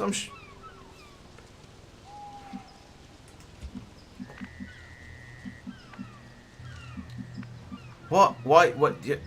Why is this? Why is this working badly? I don't understand. What did I do differently last time? Let's move her up here. Right, okay, we spotted the second one. Now can Nessie take... Is it Nessie? Yeah, she is still Nessie. Take the shot. No, she still can't see them. I don't understand. Okay, well, in that case, we'll have somebody else take the first shot. 98% to hit. 3 to 5 damage. Decent chance of a kill. Ah, he rolled high. Excellent. So that's the first one down. The other one will then run towards us. And we've been revealed, which is unfortunate, but we couldn't deal with crystals without doing that. Harbinger can't do a slash attack, but can Nessie do a squad slash? Nope. Bradford, on the other hand, can do a shotgun blast. Right. Okay. So we've had an equally good. We've had a good start to the mission. We've taken out the two enemies as we did before. So that's going okay so far. Now I want to think about what we do with the guys in here a little bit now. So I want to keep them a little bit more. I want to keep my troops a little bit more spread out, so we don't have the same grenade issue we had last time. We also don't want to do anything this turn because everyone's moved, basically. Everyone's moved or shot or something, except for Nessie, who we could potentially. If we put her up here, she won't have a very good view into the building, but she will at anything that moves around outside. Is going up here worth it? Oh, she can't get up there. Okay, never mind then. There's nowhere aerial to go apart from perhaps up here or up here, and those would make her a bit too visible. They trigger the Advent pod, and we don't want to do that. And from up here, she wouldn't have a good view of anywhere at all, so that's useless. I think possibly here is going to be the best place, especially if we manage to blow a hole in the side of the building again. Although that was Advent, to be fair. Yeah, maybe people something spawned in a slightly different position. You might be right. I shouldn't be trying to use my knowledge from last time too much for this run, because that's sort of slightly cheaty. But it's also kind of hard not to. So let's put Nessie there. Heading out. And let's bring Nikita back up again. Onward. And then next turn we'll have to trigger the Advent pod, but what can you do? So, a couple of overwatches. Right, here we go. They've been spotted. Oh, they have. Oh, missed. Enemy is still up. For a sharpshooter, she's not. Her shooting isn't very sharp. They came from the sea. Oh, and then we get another one of those. They were just giant bugs to us back then. We didn't know anything about the science. Chrysalids. Strange ones, too. White. Like they were covered in bone. I hope everyone's having a great day out there in the occupied territories. Don't let Advent get you dead. In fact, I would urge all of you to play nice with Advent. At least long enough for This seems to be. This is a different squad. after that. I don't see the fourth member of it. Steal everything of theirs that ain't bolted down. Right, let's take the. Can I just move Bradford out to over here and have a look in through the window? I can, with the assumption that we then bring Nikita over to kill that chrysalid and get the focus. So let's move Bradford to there where he's in full cover. Moving. Right, so what have we got inside here? We've got two soldiers, and there was an officer in here a moment ago who was showing up before but isn't now because of, I don't know, XCOM vagaries, but we won't worry about that. What we will worry about is killing this chrysalid, like that, and if I do it from here, that puts Nikita into behind cover. So that's a good place to do it from. So do that. You will learn to fear us. And get the focus, nice. And that means we now, with Nessie, we have a shot, 60%er on that guy. I think that's worth taking. I don't think we're going to get a better offer than that. And this may well take him out, and if so, that's going to be, that obviously is good. There we go, nice. The troopers are a bit less tough than some of the others, so that's good. Good for us. I think I can now move Roadkill up to here. He might be able to take a shot. He might be able to spot anyone else. Oh, there's the officer. So Okay. try to risk this. Move you to there. You can now got a 55% of hitting the officer. Not brilliant, but it's not dreadful. I think it's worth a shot. Yeah, I say not dreadful. I mean not dreadful for troops at this sort of stage of the game, because these are all basically recruits at this point. So you've got another 55% over there. Now I could grenade that guy. And that's a guaranteed kill. I think that's very worth doing. Or I could grenade this guy and take out some of his health and cover and stuff. If I was going to do that, I should have done it before I took a shot with him. I feel sometimes XCOM needs an undo for when you've done something that hasn't had involved any random chance. This case would not be one of those because I tried to shoot with the other guy and it missed, so fine. This is for you. There we go. Yeah, so you can if you accidentally move somebody somewhere and they don't learn anything and so on. So it's like in Wesnoth. Wesnoth has a function where you can undo a move as long as it didn't involve any randomness like an attack, and you didn't learn and you didn't push back the fog of war. But yeah, this doesn't do that.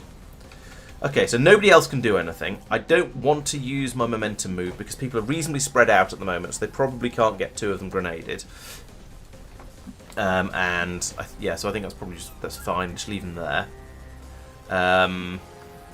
Yeah, maybe what I should have done actually is hung back a little bit longer, taken out that chrysalid, and then moved in on these guys. But you know, well, I don't want to play it too slowly. I think we scared him. Looks like we did. He's run away. Nice. It wasn't until we got close to town that we started picking up these transmissions. We didn't know what to make of it. Sure as hell wasn't Advent, and no one in the Resistance was stupid enough to leave the aliens with a signal to follow. Right, so we've got that officer has run down and taken cover over here. I don't know how far he's gone, but he's out of sight now. Is he smart enough to be trying to flank us around this way? It's possible, or is he just going to pop up over here? I don't know. So I think the thing to do here is going to be to take appropriate levels of cover. So maybe bring Bradford along here inside the building, and then do a Overwatch from there. in case he comes back up again. Because Bradford is now in full cover, which is better than half cover because of the numbers. That means I can then run Roadkill up to here. Position confirmed. He's got low cover, but he's still got cover. Harbinger, I guess we'll bring him to here. Here's probably good. Again, it's full cover. He can do. I comply.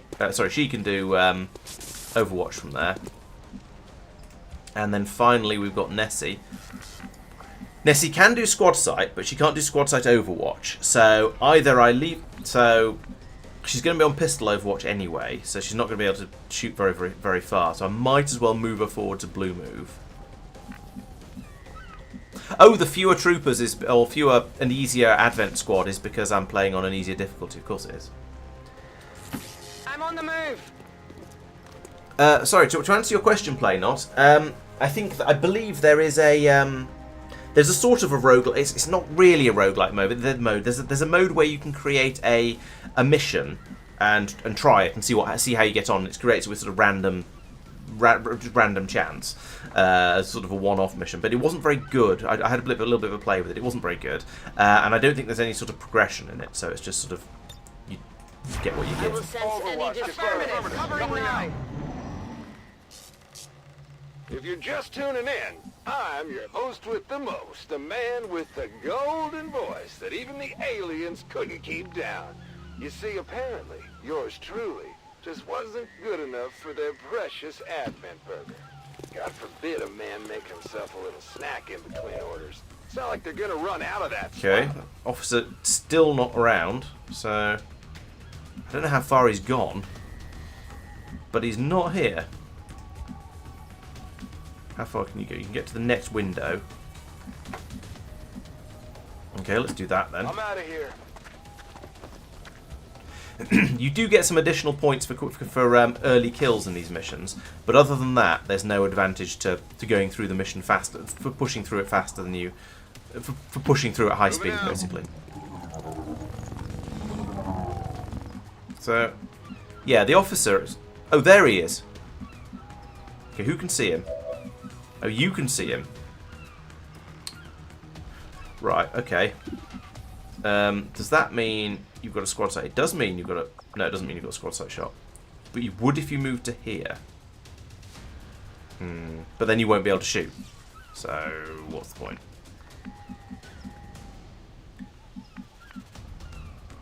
Move her to here. But I don't want her down here. I want her up here, ideally. Okay, let's go to here. Good to go. And reckon on if the Advent trooper moves, Advent officer moves, then we'll try and squad sight him. Sorry, try and reaction fire him. Question is, do I move Harbinger back again to a position where he can't see the officer?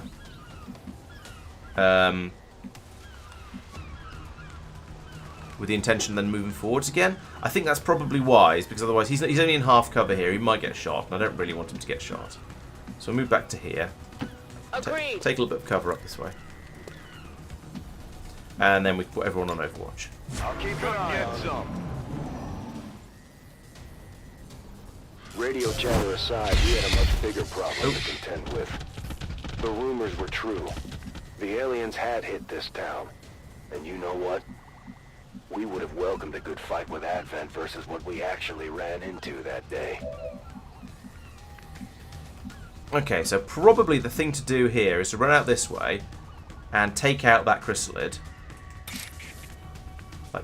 Like that. Suffer my rage. She'll be in cover. With any luck, she'll be able to see the Advent officer. You would question our power. Come on, if this could update, that'd be nice. Okay, it was somebody has spotted the Advent officer. I don't care who it is. Let's take a pot shot from here. It's not going to be. It's probably not going to be a kill. It'd have to be. Well, there's a 50% chance of hitting, and on a hit, there's a 33% chance of it actually being a kill. So I think it's worth taking the shot. If we can knock him down to half health, then at least things are going to be a bit easier in the future. No, not a hit there. Miss the target.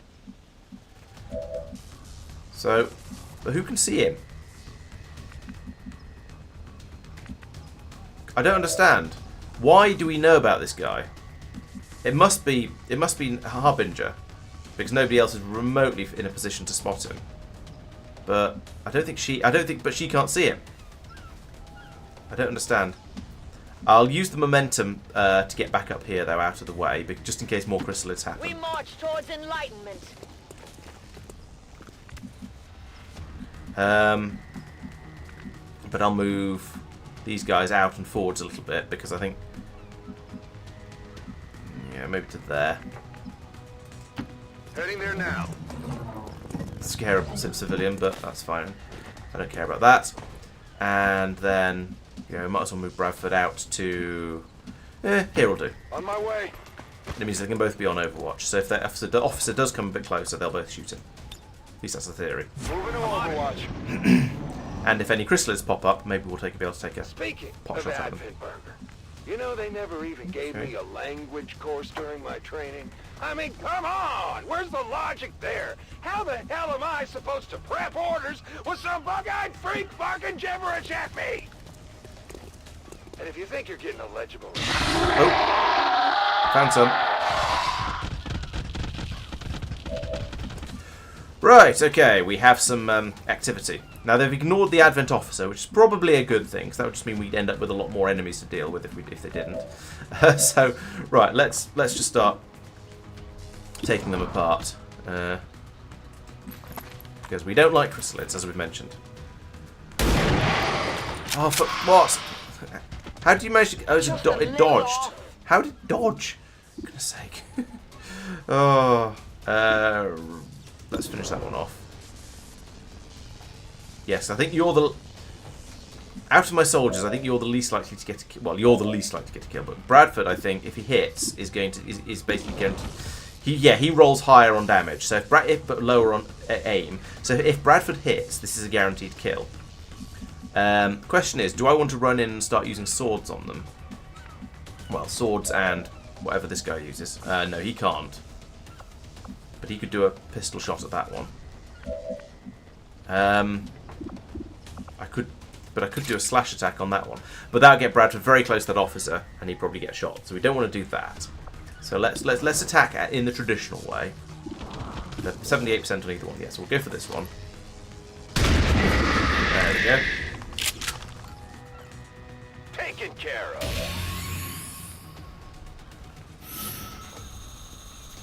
I'm not sure. No, the officer. I assume you mean the officer earlier. But when I selected him, he couldn't. He supposedly couldn't see the officer who was over in here.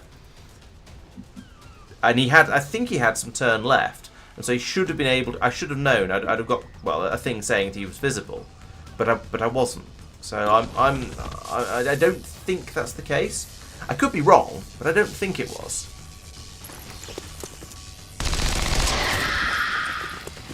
Death to the invaders!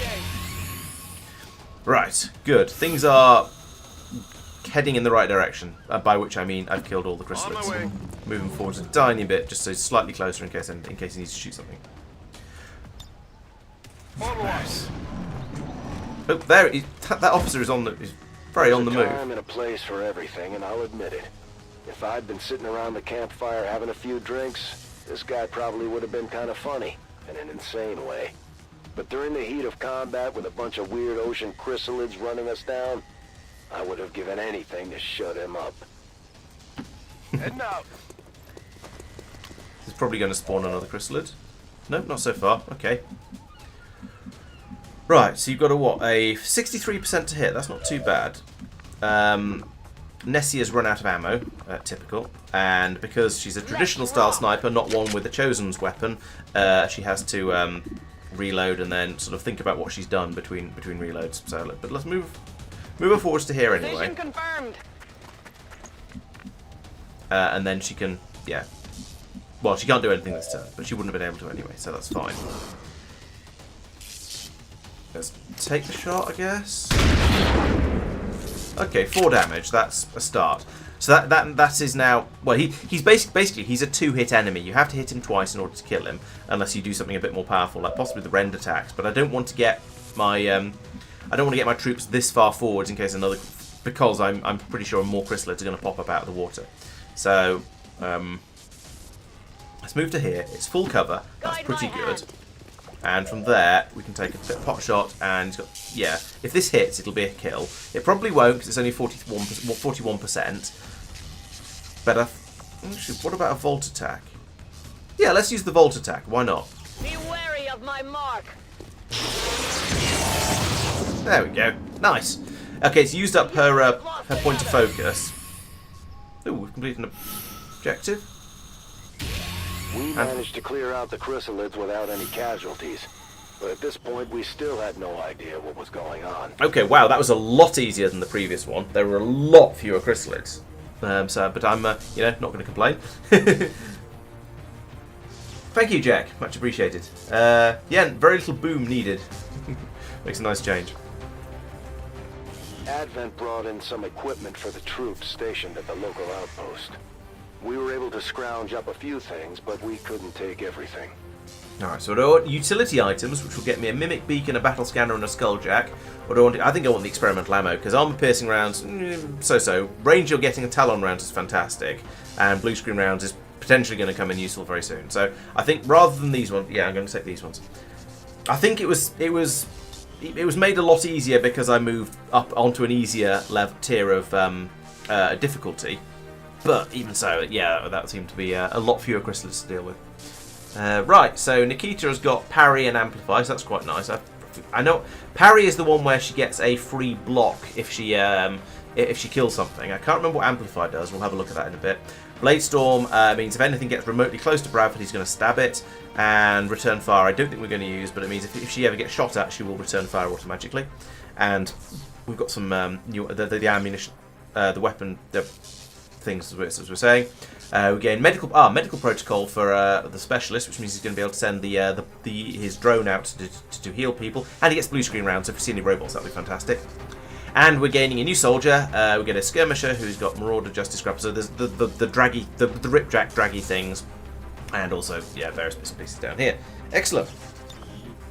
And we've done the first part of the mission. Continue. If the chrysalids were moving underwater, every town, camp, and settlement along the coast was at risk of the same fate as that last one. We decided to keep moving. If nothing else, we could try and warn people before the next attack. And wouldn't you know it? The further we got, the stronger the signal from the new self-proclaimed King of the Airwaves. Part of me was almost hoping Advent would drown him out with some soothing propaganda of their own. But he had really jammed up their frequencies somehow. There was a cold snap moving in. The wind coming off the water was brutal. I only remember because when we got to the camp, it was burning. And the heat was a welcome change despite knowing what it meant for the locals. Okay, so we've got quite a lot of ground to cover in this direction. Not a huge amount this way. But there are some buildings over here. And maybe that's going to mean Advent. I don't know, but it also means that's a good place to put our sniper. So we'll think about that. So are we in concealment? We're not in concealment. That's a shame. Okay, Sophia. Well, thanks for joining us for a while, and we'll catch you next time. See you then. Right. So we obviously want to move forwards a bit. Try and find the. Presumably there's more chrysalids. If the place is on fire, that probably means Advent. I don't think chrysalids tend to set fires. So let's move over to here. I'm already gone. And you're my sniper, aren't you? Yes, you are. So I'd like to get her up over into this building over here. For the moment, let's just move to here because I don't really know if it's safe yet. I've got eyes on an Advent position. Oh, there we go. It's not safe, it turns out. And that explains the fire. There's a purifier in there. In the area.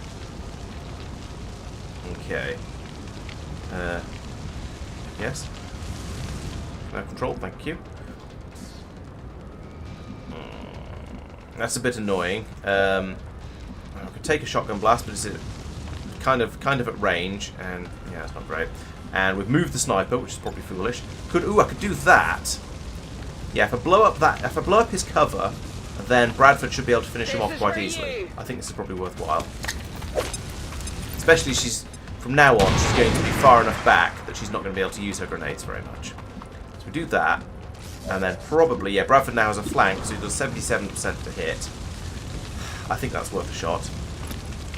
77% is a huge number, but knowing how the game cheats in your favour, I decided it was worth taking. Okay, so that's one down. We've now got a trooper over here, and I believe there's another trooper just inside the building over here. We can't get a decent shot on either of them though, so I think the answer to this is going to be to move people up a little bit and try and get into cover, but in positions where they can get into Overwatch and shoot anything that moves. I think if I put him here, I don't know actually. If I put him, this looks like a really, really good place, but I'm worried that he's just not going to be able to see out.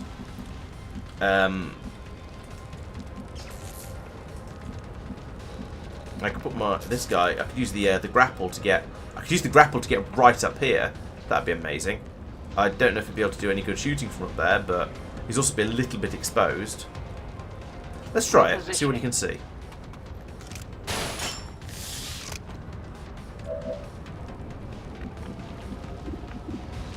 He's got a 39% on that guy. Could I use Justice? I've got a 76% chance. That's 4 damage, and if I knock him off as well, it's 4 damage. Oh, let's see what happens. This will be funny if nothing else. Somebody else can finish him off, and he'll probably explode. Oh, he brought him up to there. That's a shame. And hit him. Hit him. There we go.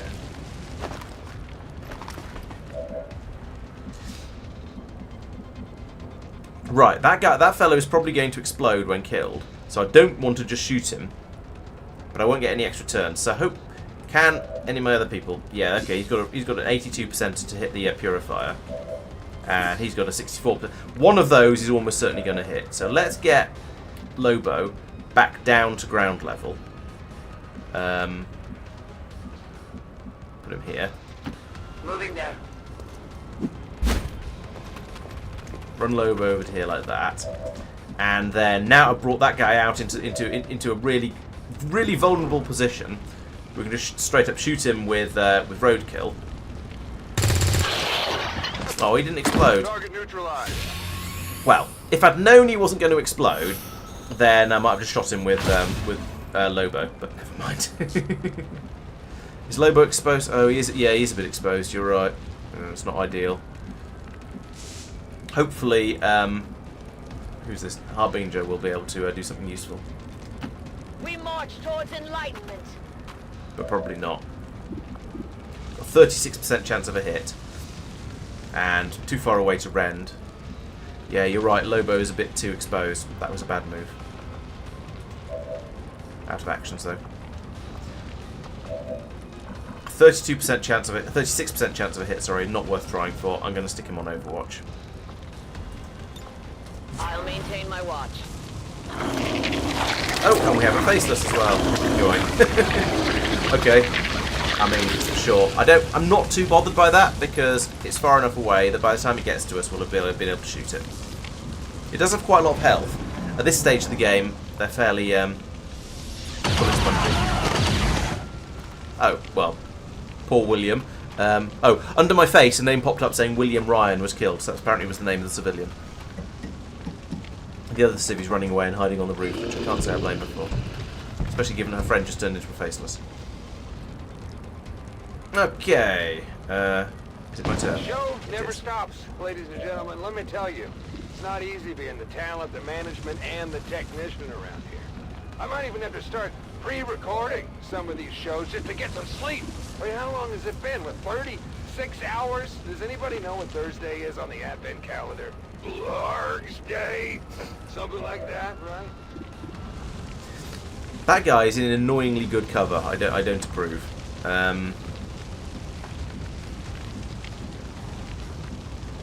I could move someone over to here and they'd be in a flanking position. That's probably going to be the answer. But I also need to take out that faceless because it's going to do lots of damage to us if I don't. I can't move Leslie or Nessie because if I do, she won't be able to shoot. Where's my guy with the rifle? Here's my guy with the rifle. Can't get him over to here because it's too far.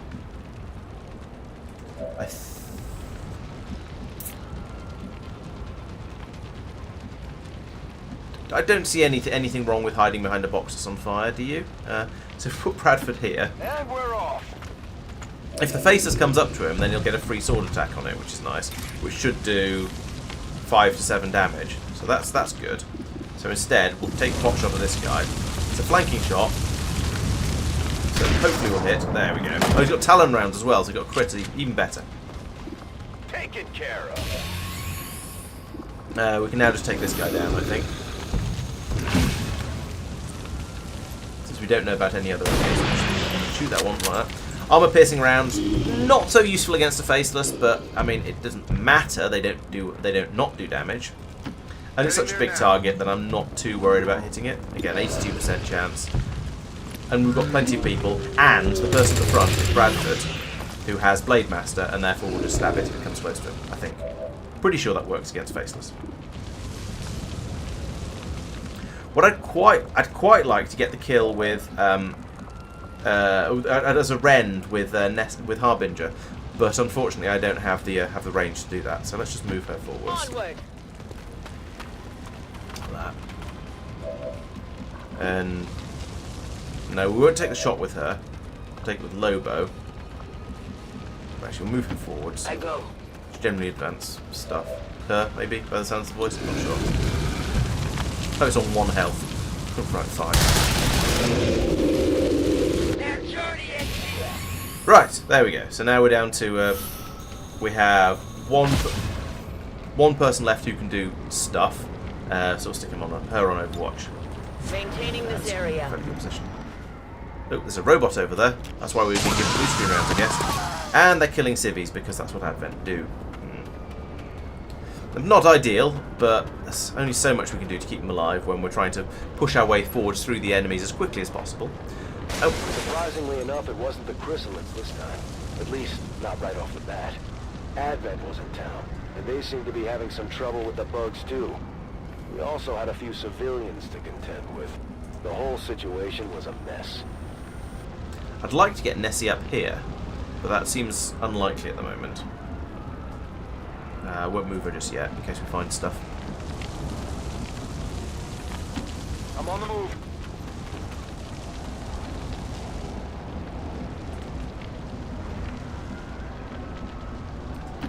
I comply. Forwards a little bit, see what we can... And that other pod we saw is on the other side of this bridge. That's blooming miles away. But also, that doesn't mean that there aren't any enemies closer. But I'm tempted to push a little bit harder. Okay, so that much is safe. I want to keep pushing in order to try and save as many of the civilians as I can, but I also don't want to get any of my troops killed. On my way.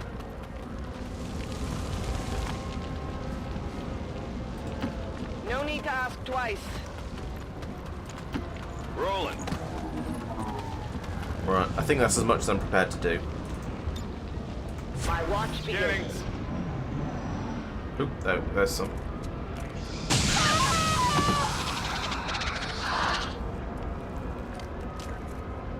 Better finish off the gunner. Not sure who you mean. Yeah, so they're starting to kill the civilians now, which is.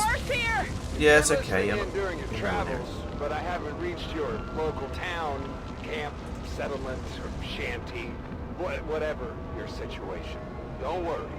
Right, let's move Lobo forwards to here, because that's safe. And he can grapple out of there if necessary. There will be no escape sound of my gold. Okay, that's quite a lot of enemies. I would have preferred to have significantly more troops for this sort of level of hostility, but okay. Let's say, okay, what can Nessie see first? So we've got 64% on that guy now, and she's got the armor-piercing ammo, so that's quite good. 56 on the Sectoid is a lot of health. 48 on that guy.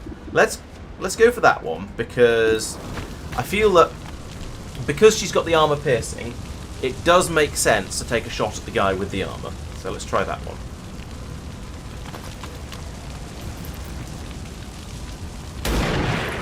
There we go.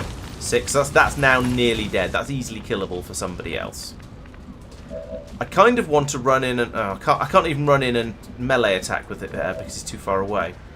We've got a flanking on that guy. That seems worthwhile. But then there's a sectoid here. But the sectoid is probably going to try and do some sort of psionic nonsense. It's an easier hit, though. But it's not going to be a kill.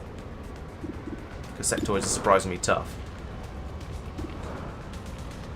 I feel like taking on the trooper is probably the thing to do here. Because it's a kill. If he hits, it's a kill. And it's only slightly lower chance. Yeah, there we go. So that's one guy out. One enemy out of the what's name. If I move Nikita forwards to here, it's a flanking shot. I mean, there's no we can't do rend, which is very unfortunate. Agreed. At least getting to here. 71, it's not too bad. Oh, and a crit as well, so 4 damage. I'll take what I can get, I suppose. I'll move Bradford up to... Can I sword attack? I can, actually. Yeah, so a sword attack from Bradford here. Although the problem with that is then we'll wake up that muton over there. And I don't really want to do that.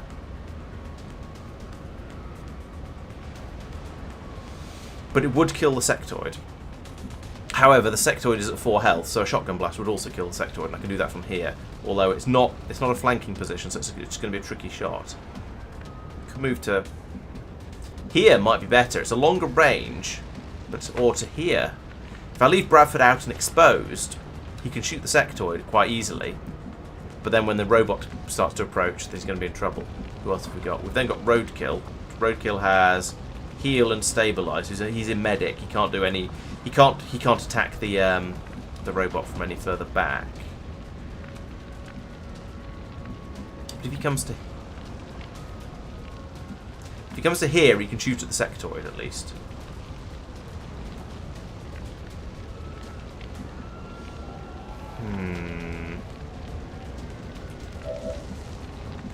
Let's move Bradford to here and see how it goes with the shotgun. I'm out of here. 69. Don't know if that's nice enough. I mean, I might as well try. The dice rolls seem to be going quite well, I have to say. I feel like the... I mean, I know the game cheats in your favour slightly, and I think I'm seeing quite a lot of that. Heading out.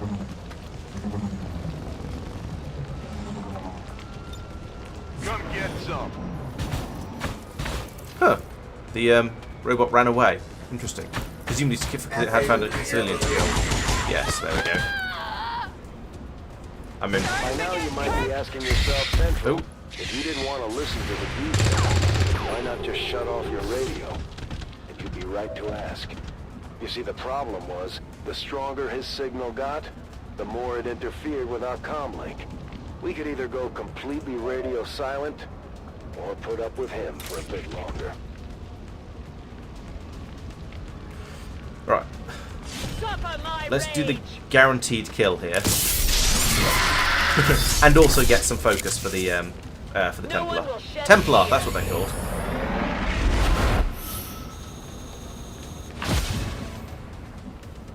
Right, and we can then move Lobo forwards to here and probably discover another faceless, but if not, we'll hopefully spot the droid that we're looking for. I move. Now. Civilian, yeah, 1,000 points. Nice. No, we haven't spotted the droid that we're looking for. That's annoying. Especially as I believe there's a muton in the hiding over here somewhere, so I don't want to just go charging in. I was thinking I could run Lobo forwards to here, and then she'd spot the droid, and we could take it out with the sniper. But no, she's just going to end up spotting the muton as well, and then things are going to go badly for us. So I think instead we're going to run Bradford up to here. Nessie, we'll save her for a minute. Roadkill can move up to this rock. That is a nice boulder. Lobo stays there. You can move you up to... No, you'll get everyone blown up. Move you to here. The path is clear. So we'll move Nessie all the way up to here. Oh, no, I won't. No, I'll move her to here and do a... No, let's move her to here. We won't do a reload just yet. That's probably a mistake. I probably should have gotten a reload while I could have. You will do a reload, I think. And then we'll put you... put everyone else on Overwatch. I've got 2 people who are down to only one round left.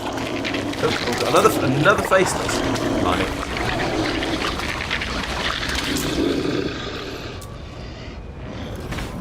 And here comes the robot. Oh, you missed. How did you miss? It's a huge target. Come on. Oh, come on. How did you both miss? I mean, I know you get a disadvantage to shooting with Overwatch, but still.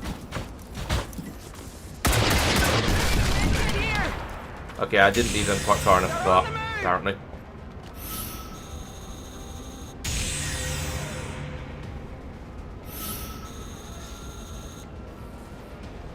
There's a muton and another chrysalid and a civilian. He's no longer a civilian. So, got kind of a serious question for you. Has anyone else noticed a sudden uptick in big, mean alien bugs running around? Nasty, white ones with razor-sharp talons? No? Yeah, me either. That'd be crazy, right? No, I'm probably just... Try again. Well, keep your eyes peeled just in case, though. Oh, okay? Couldn't you have used some of that luck on your previous shot? That would have been nice. Right. Okay, so we have a chrysalid and a muton over here. I kind of don't want to get any closer to them just yet, because I think they're probably just about run out of civilians to attack. So we're going to take the opportunity to do a little bit of reloading. For anyone who needs it. Only some people who don't. Ready to engage. Can we also stick you up here, just because it seems like a good place to put a sniper? Moving on target location. Roadkill doesn't need a reload. Let's move forward to this. Orders confirmed. On the move. Oh yeah, there's a faceless, wasn't there? I think we're just going to take the faceless out with... Again, we can see the faceless, but I don't know who can see it. Oh no, no, I actually don't know who can see it. So these 4 can't. You can't. It's very strange. Yeah, you're one of the people at the front who can't. So yeah, I don't know why I can apparently see that faceless, but apparently I can. So that's a little bit weird. I'm just going to Overwatch, and as it comes closer, people can shred it. Unfortunately, I haven't got Bradford at the front this time. Nope, or maybe we'll shoot one of them instead. And maybe all the Overwatches will miss. That's just what we need. Sudden freeze. Okay, they've just been woken up. Right. Yeah, using a machine pistol against an armoured enemy, not so great. Why is Overwatch so bad at the moment?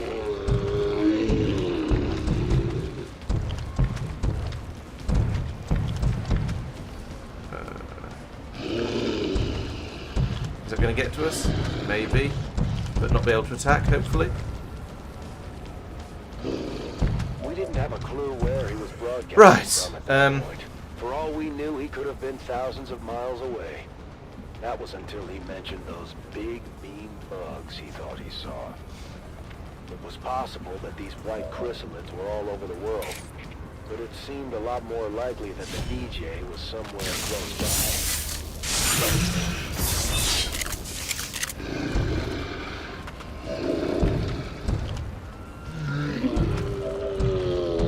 How much damage do you do with a sword? 5 to 7. Okay, that'll do. That's a kill. It's also... Oh, didn't mean to put them over there. Never mind. Right, anyway. So that's those 2 taken care of. The concern now, as far as I can see, is this muton over here. The chrysalid I can take out quite easily, like this. 100% guaranteed kill. I want to do that because I hate chrysalids. I'd rather take a grenade from the muton than a bite from a chrysalid. So we'll take that one out as a priority. then bring Roadkill up to here, and he doesn't have explosives, unfortunately, because he's a specialist. And apparently that means he comes with a med pack instead of 31 to kill, 31%. Jeez, that's annoying. I don't even know if that's worth taking the shot. Who else have we got? Lobo. Lobo can grenade, but not quite far enough. Let's move Lobo to here. I'm just assume you can't. Yeah, you can't use the Justice on a Muton. It's too big. Okay, so we'll move you to there. I'll put that frag grenade there, and hopefully that'll take out the rock as well, and the armor, and just generally make that guy a lot less dangerous than he is at the moment. Yes, there we go. So his rock's gone, so he's not behind cover anymore. His armor's gone, or has gone, so he's a lot less. He's a lot easier to hit, and he's also lost half his health. So hopefully that means now Roadkill can. Yeah, there we go. 76% chance to hit, and I'd say a 2/3 chance to kill as well. And of course he rolled the worst possible, because of course he did. Now, I did mention grenades earlier, so let's move Harbinger over here. Be a little bit further away and in cover. Yes, Commander. So he doesn't. So it's making him a bit less of a tempting grenade target. Okay, Muton's taking cover again because that's a sensible thing to do. Oh, it's doing a grenade anyway. Afraid of that. That's a lot of damage.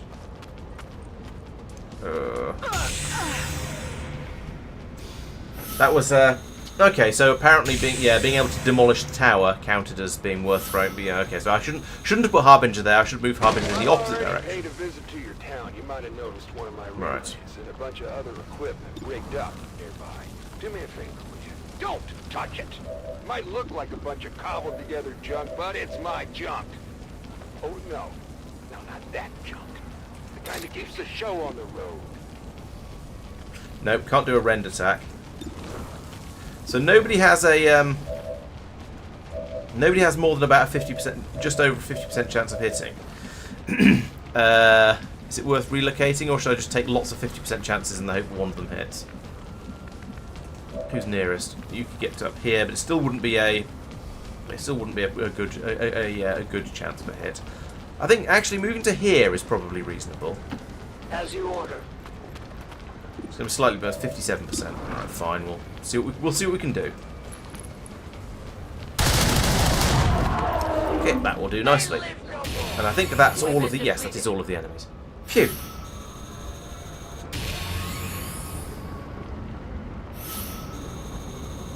And at least saved some of the cities. Weren't too much of an issue for us, but we were only slightly closer to figuring out just what the hell was going on. Get 4 of them wounded. Blimey, didn't realise I got that many wounded. Yeah, it's true. The chrysalids actually aren't that bad most of the time because they are relatively easy to take out. By the radio tower. There was some decent stuff in there, so the choice of what to haul out wasn't easy. Flashbang, EMP, acid. No, I don't think I like any of those. So this looks much better. The ranger will move faster. The sharpshooter will gain aim bonuses. Specialist will move faster. Oh no, agility becomes a lot better at dodging. The specialist and the skirmisher will move faster, and the Templar will be better at dodging. Yeah, I think that is by far the better of the upgrades here. Better gauntlets, better auto pistol, and the agility PCS as we said. So the Templar now can overcharge and stun strike. Bradford gets shadow strike, which is I think is that if he gets a kill then he goes into hiding. I think he also gets a better shotgun and a better sword. Nice. Sharpshooter gets the free pistol shot. And better rifle and a better pistol. Specialist gets revival protocol, so he can help people recover a bit, and better weapons again. And I don't know what Zero In does, but again, better weapons. So nice. We're just getting. So yeah, you very quickly advance through the ranks essentially with the when you're playing these missions. By the time we get up to the end of this, these guys are going to be really, really powerful, which is which is nice.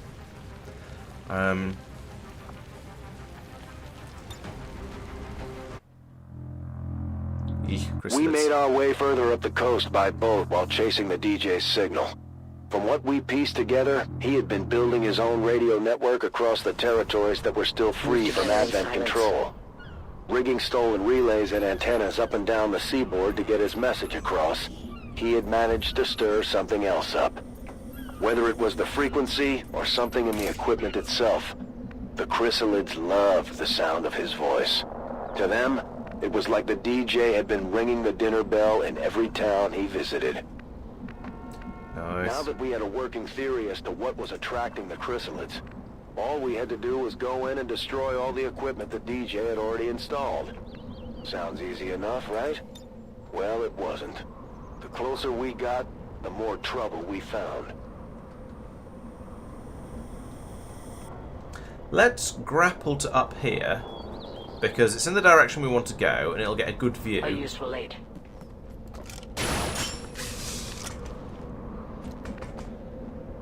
And we can try and spot any enemies from up here. And then we can scamper everyone forward really, really quickly. Patrol in range.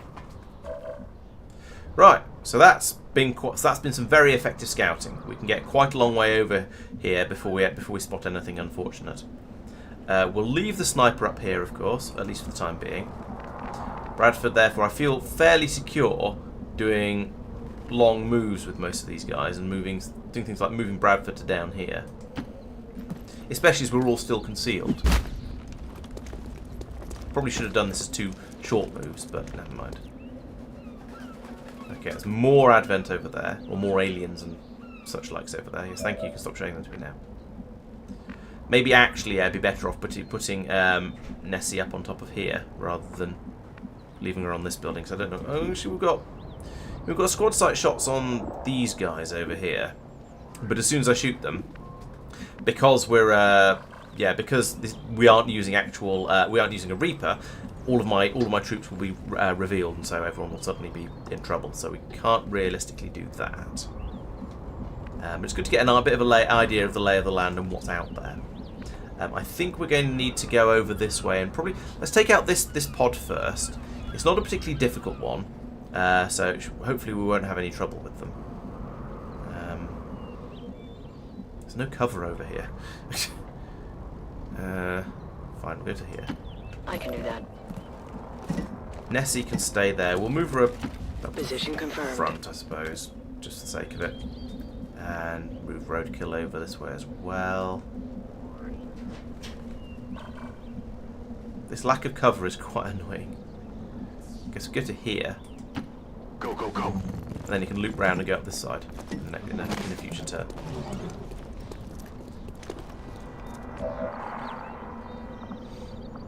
Right, let's Overwatch. On Overwatch. Watch order confirmed. They're going away. That's sort of helpful, sort of unhelpful. It's hard to say, really. We'll continue moving in that general direction. I feel I need to get this out there. There's some rumors going around. Bug rumors. And from the sounds of it, maybe I'm not that crazy after all. You're starting to see them too, right? The white things with the pointy legs, the clickety-clack creepers. A good decision. I'm glad she agrees with my plans. Right. Okay, so from here, you'll be able to see this pod over here as well as the one up here. Actually, no, instead of the one up here. I don't want to be taking on both of them at the same time, so let's move to... Oh, no, right. Sorry, they're greyed. Yeah, so here is fine. And I want to get Roadkill up to join them as well, so... Why is that? Oh, he's going to go through the building to get there. So I guess we don't want to do that. Could come up here.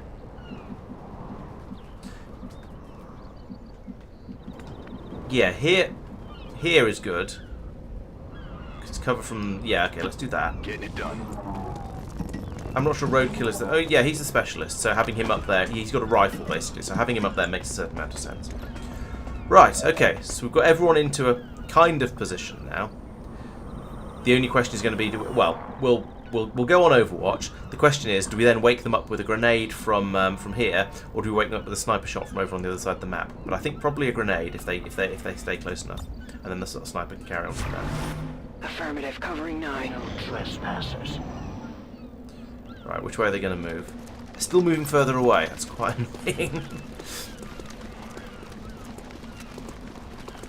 I mean, that said, we are moving towards the objective, so For all we knew about maybe the that's alien not a problem. technology back then, whatever this transmitter was the DJ stole from Advent, it could have been doing exactly what it was originally designed for. Maybe the aliens needed them to corral the chrysalids.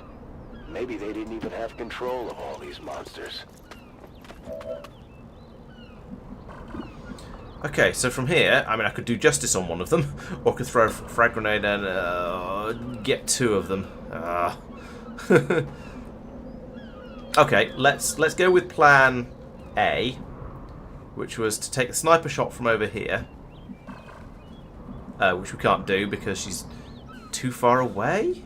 It feels like it should be a perfectly manageable squad. So it's not perfectly manageable. She needs to be over here to see them.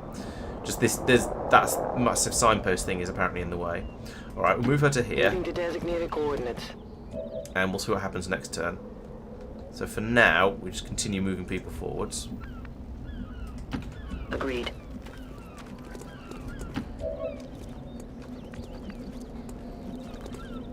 Roadkill's in a good position up there, to be fair. This is also quite a good position. Doesn't have the height advantage. Now let's leave Roadkill up there, because he is supposed to be further away as the medic. But yeah, okay, that'll do. I'll keep a watch Eyes on the prize. Scanning. This isn't ideal on a mission with a turn timer. Which way are they going to go? Are they going to come back? Nope, they're going to keep going away. Just basically disappearing off into the distance. I know I'm harping on this, How are but they there's moving so fast? definitely something weird going on around here. Living out of whatever box you can find, you start to get used to strange noises and things that go bump in the night. But it's the clicking and the clocking and then the clicking again. It's some kind of scampering, I tell you. Bristlets. Whatever it is, I don't like it one bit. Okay, now we've spotted them. Unfortunately, we spotted some chrysalids as well, but I think I just need to get on with this at this point. So we've got these 2 chrysalids over here. There's 75% to hit. We've got that guy's 57 to hit. It's not a very good shot. I'm not used to my troops not being as good as they are at the in the late game when I was playing before. And that was a miss. Not even close. They've spotted us. And she's revealed everybody.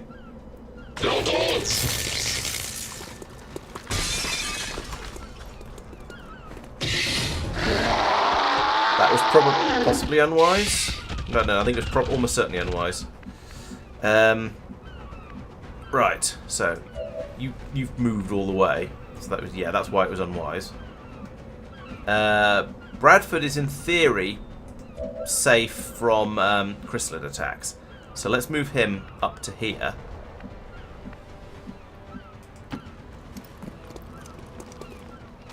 Because he's got the sword, he's got the what's the name?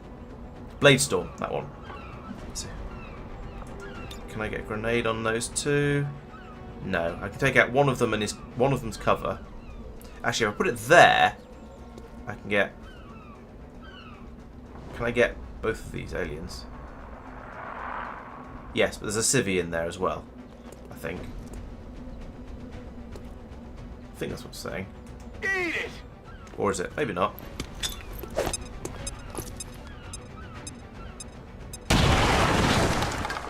Right, so that's killed that trooper. It's exposed the other trooper. And yeah, and seriously injured him. So that was an excellent grenade. I'm happy with that.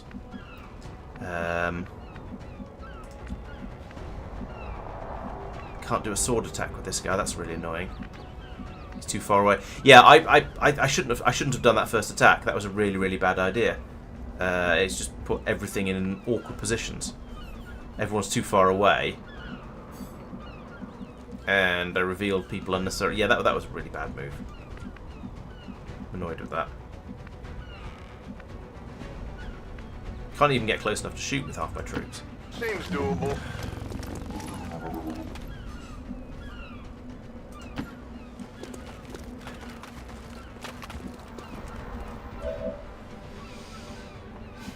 And, of course, the chrysalids have been woken up as well. Nope, that's not one. That one, Overwatch all. Maintaining this area. So if any of them move, we should shoot them, but... That's not moving, that's shooting. Oh, no, he's marked him. That's alright, I think. Oh, he's shooting as well as marking. That feels like cheating. No, I guess the marking is a short move kind of thing. Okay, that was a good Overwatch shot. I approve of that. My only concern now is the chrysalids, really.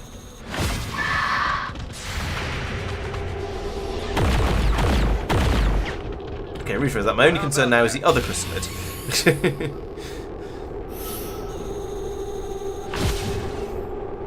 Okay, you can... Yeah, that one. Okay, he's coming from Bradford. Excellent. Because that. So yeah, that's why I was thinking Bradford is quite good against the chrysalids. Whew, that went a lot better than it might have done. Once we actually got close enough to see the transmitter, it was clear as day that our DJ had failed to mention one critical detail. The damn thing was pure alien technology, and not even Advent stuff. Something older. To this day, I still have no idea how he had managed to get any of it working, but it was all starting to make a lot more sense. Okay, how much damage do you do? You do, not against that one, against that guy. 6 to 7. Okay, so that's a guaranteed kill if you hit. So let's move you to here. So you'll get hopefully a guaranteed kill. Hit. And 100%. There we go. Okay, so that's good. Nice. Happy with that. Then we can send Bradford over the edge here to find that chrysalid and stab it. Where was it? It was down here somewhere. There it is.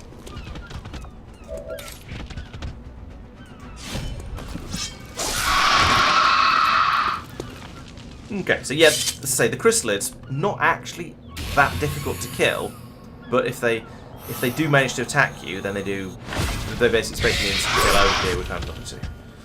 This is the problem with using rangers and anyone with a melee attack. Is that when you she's out, can't see. You are the worst sniper ever. Yeah, the problem with the problem with melee attacks is you have to get quite a long way forwards to use them. You can't do them from a long range because they're melee attacks. That's sort of the point, and that puts you in an awkward position sometimes. Okay, roadkill. If we put you here, are you going to be able to see the crystals? No. Oh, for goodness sake. I don't want to rely on Bradford's Bladestorm ability because I don't feel it's 100% reliable. But also this guy up here is a little bit exposed as well. We've got Harbinger, who doesn't have Bladestorm. Those chrysalids are in a really awkward position. I'm also vaguely aware there's still an Advent pod somewhere over here.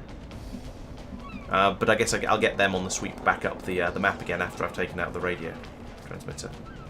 So let's put him here and stick him on Overwatch. Yeah, okay, thank you.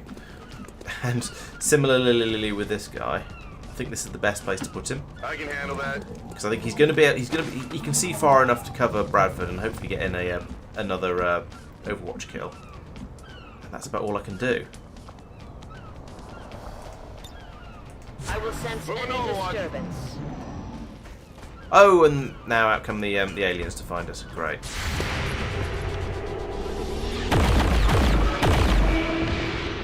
Clearly wondering what all the noise was. Was that killed? Oh, he has killed the codex, just hasn't realised yet. Alright, good. Glad for that. What is that sectoid doing to the... Oh, where's that going? Oh no, it's killing civilians. That just means more chrysalids, of course. And more civvies. This is just going to turn into a... Oh, and another... Well, maybe it's cabin fever. Aside from the occasional maintenance run, pretty much hold holed up in the booth here for days now. As a matter of fact, it's actually getting a little ripe in here. I found a whole case of canned dog food last week. It's not bad. But it doesn't sit that well, if you get my meaning. Right, so we've got a full strength chrysalid down here, one of the ones that comes in with 10 health.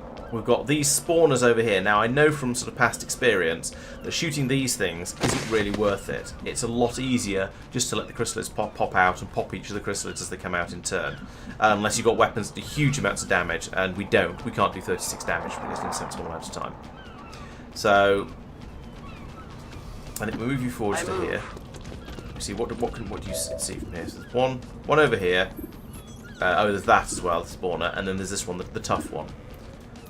The tough one has, what, 8 health.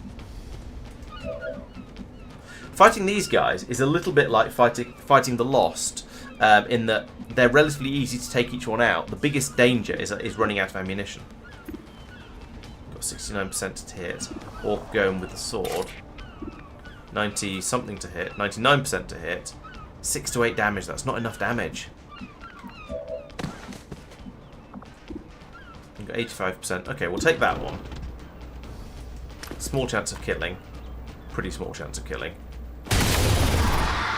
But at least we can take a loss its health off. Right, that's made it very, very killable now at this point. We'll move you along to here where you can at least see all of the crystals. Whatever you say. And we can just start shooting stuff basically.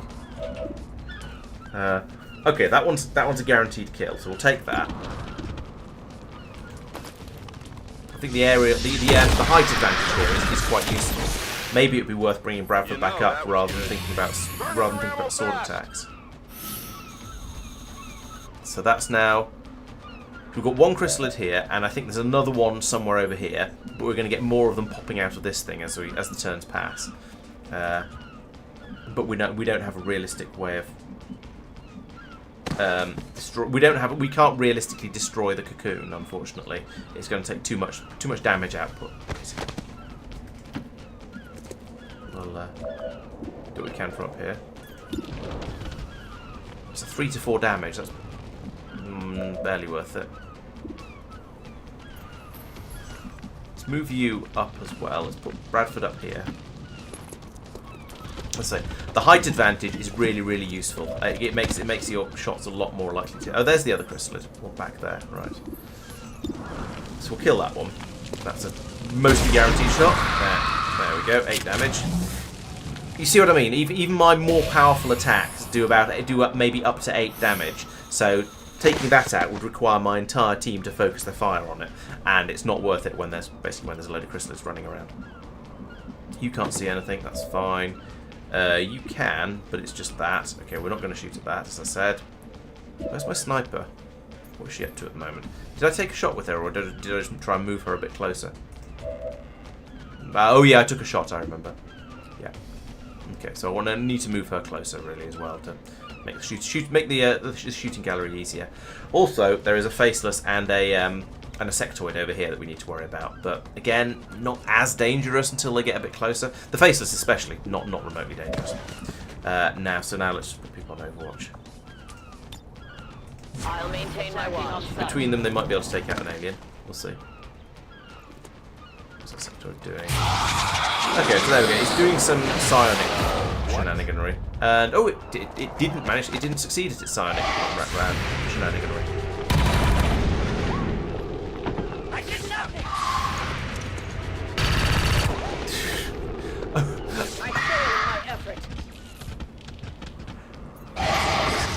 Oh, we got black crystals out of these ones. It was either bad luck or just stupid coincidence. But for whatever reason, the DJ had installed his transmitter on the dock right near the water's edge. He had unknowingly positioned this thing to be the most efficient chrysalid bait possible.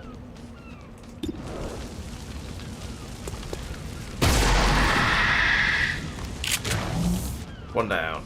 Now, I forgot to check actually the amount of health the other ones have.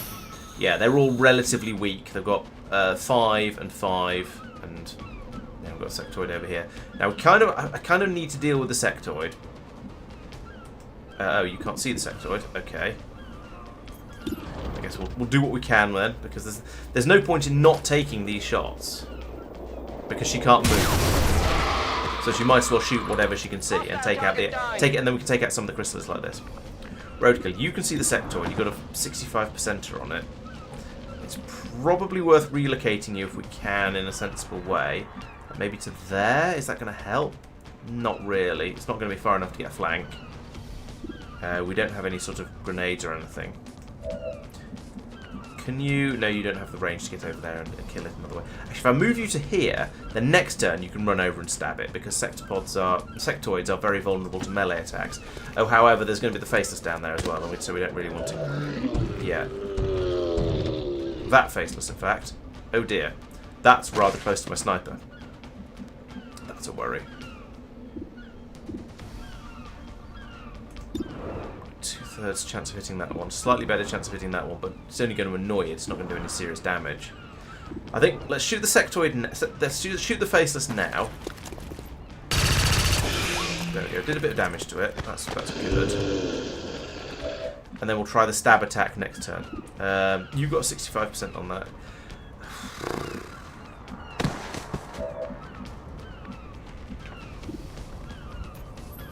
No, don't shoot that. Yes, do shoot that. Yeah, okay, that's a guaranteed kill on hit, so that's not too bad. Just. It might not have been guaranteed. Yeah, we'll take the reload. I reload. You do. Right, roadkill.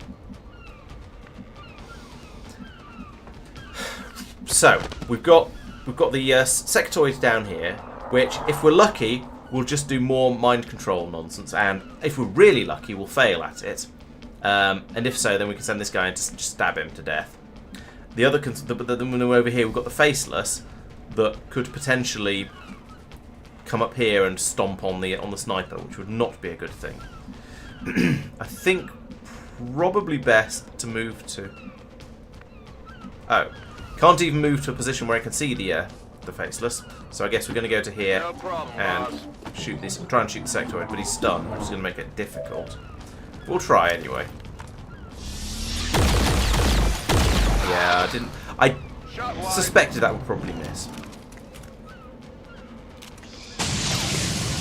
But unfortunately that missed as well. Okay, so the sectoid has got even closer, and is therefore going to be an even easier attack for the other one. However, unfortunately, this.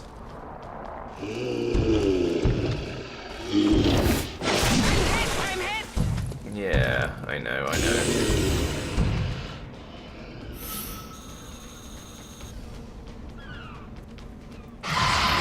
Another crystal pops out, and that's down. And another crystal pops out, and that's done. Chrysalids were only going to keep coming. We had a limited window of survival here. Oh, God, yeah. Damn it. Come on, you piece of Good. So, yeah. I was wrong about that whole cabin fever thing. They're out there, all right, and they want in real bad.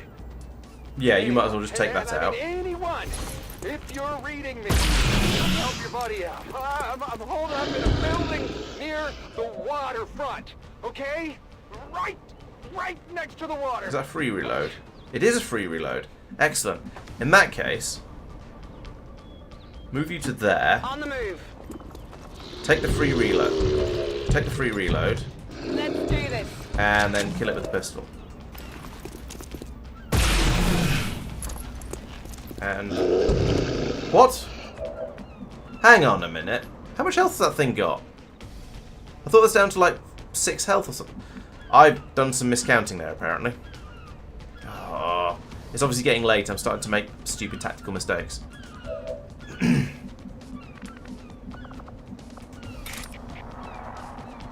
You will pay the price. Conveniently, sectoids have a melee vulnerability, so they're really easy to take out like that.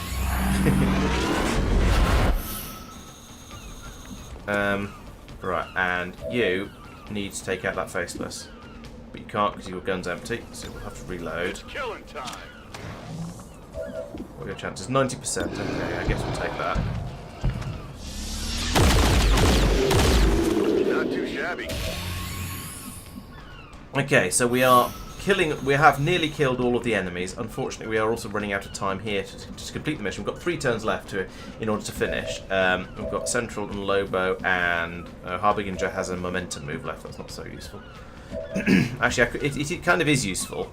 If I move Harbinger over this way, then can I use parry as well as momentum? Probably not. No, apparently not. However, we've got these 2 down here. So I've got an 89 and 77, or if I use the other guy, we've got 82 and 69. Let's give him the easier shot.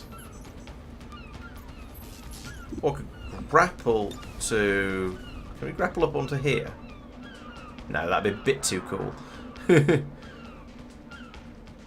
Can he go anywhere useful? No, I don't think he can go. You can't do anything useful with the grapple. Right, we'll just shoot then. We'll take this one. It's a kill on. If it hits, it's a kill. I think. We triumph.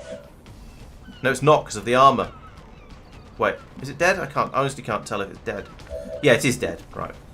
And if you do a slash attack on this one,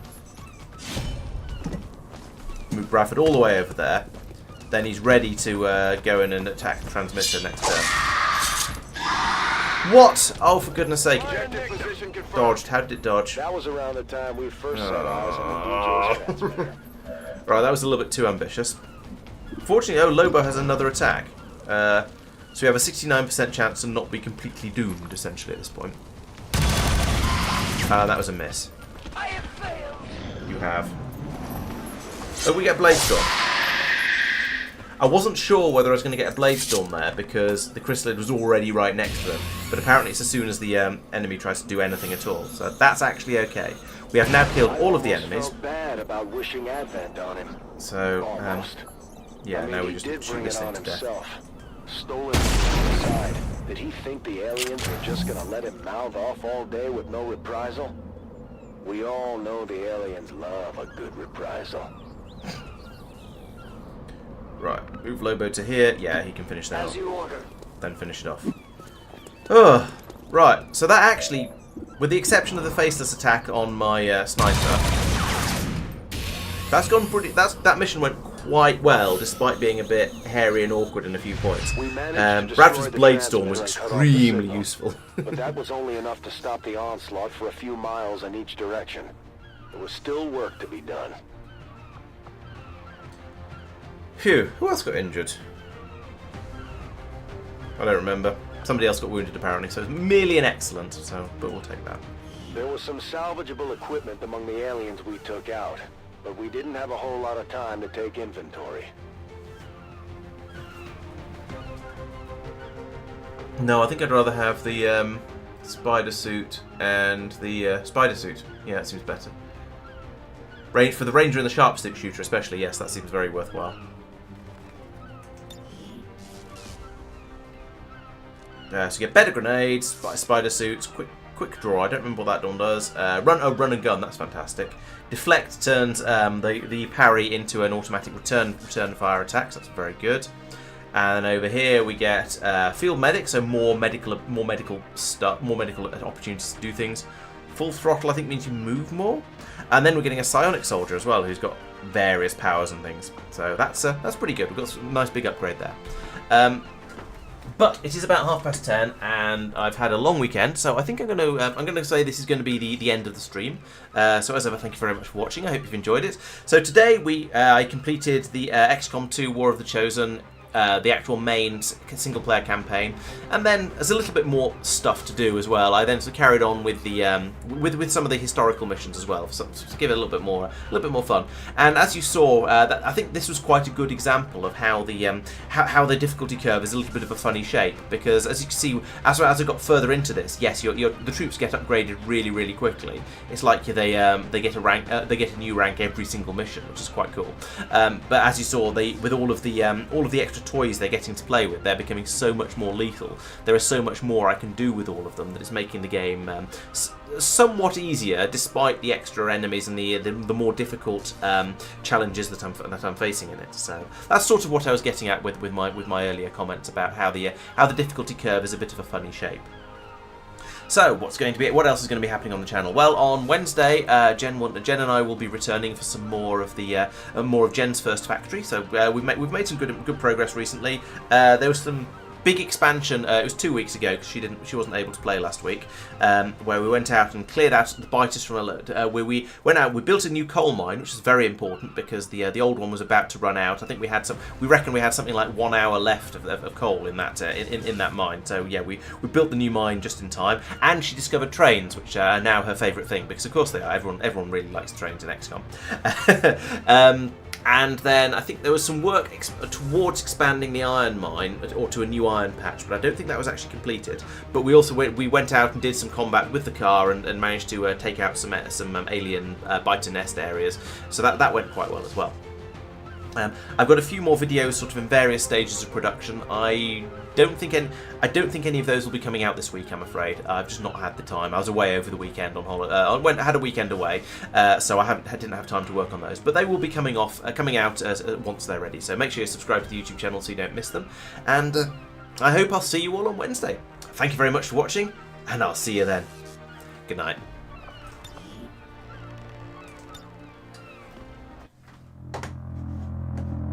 Aside...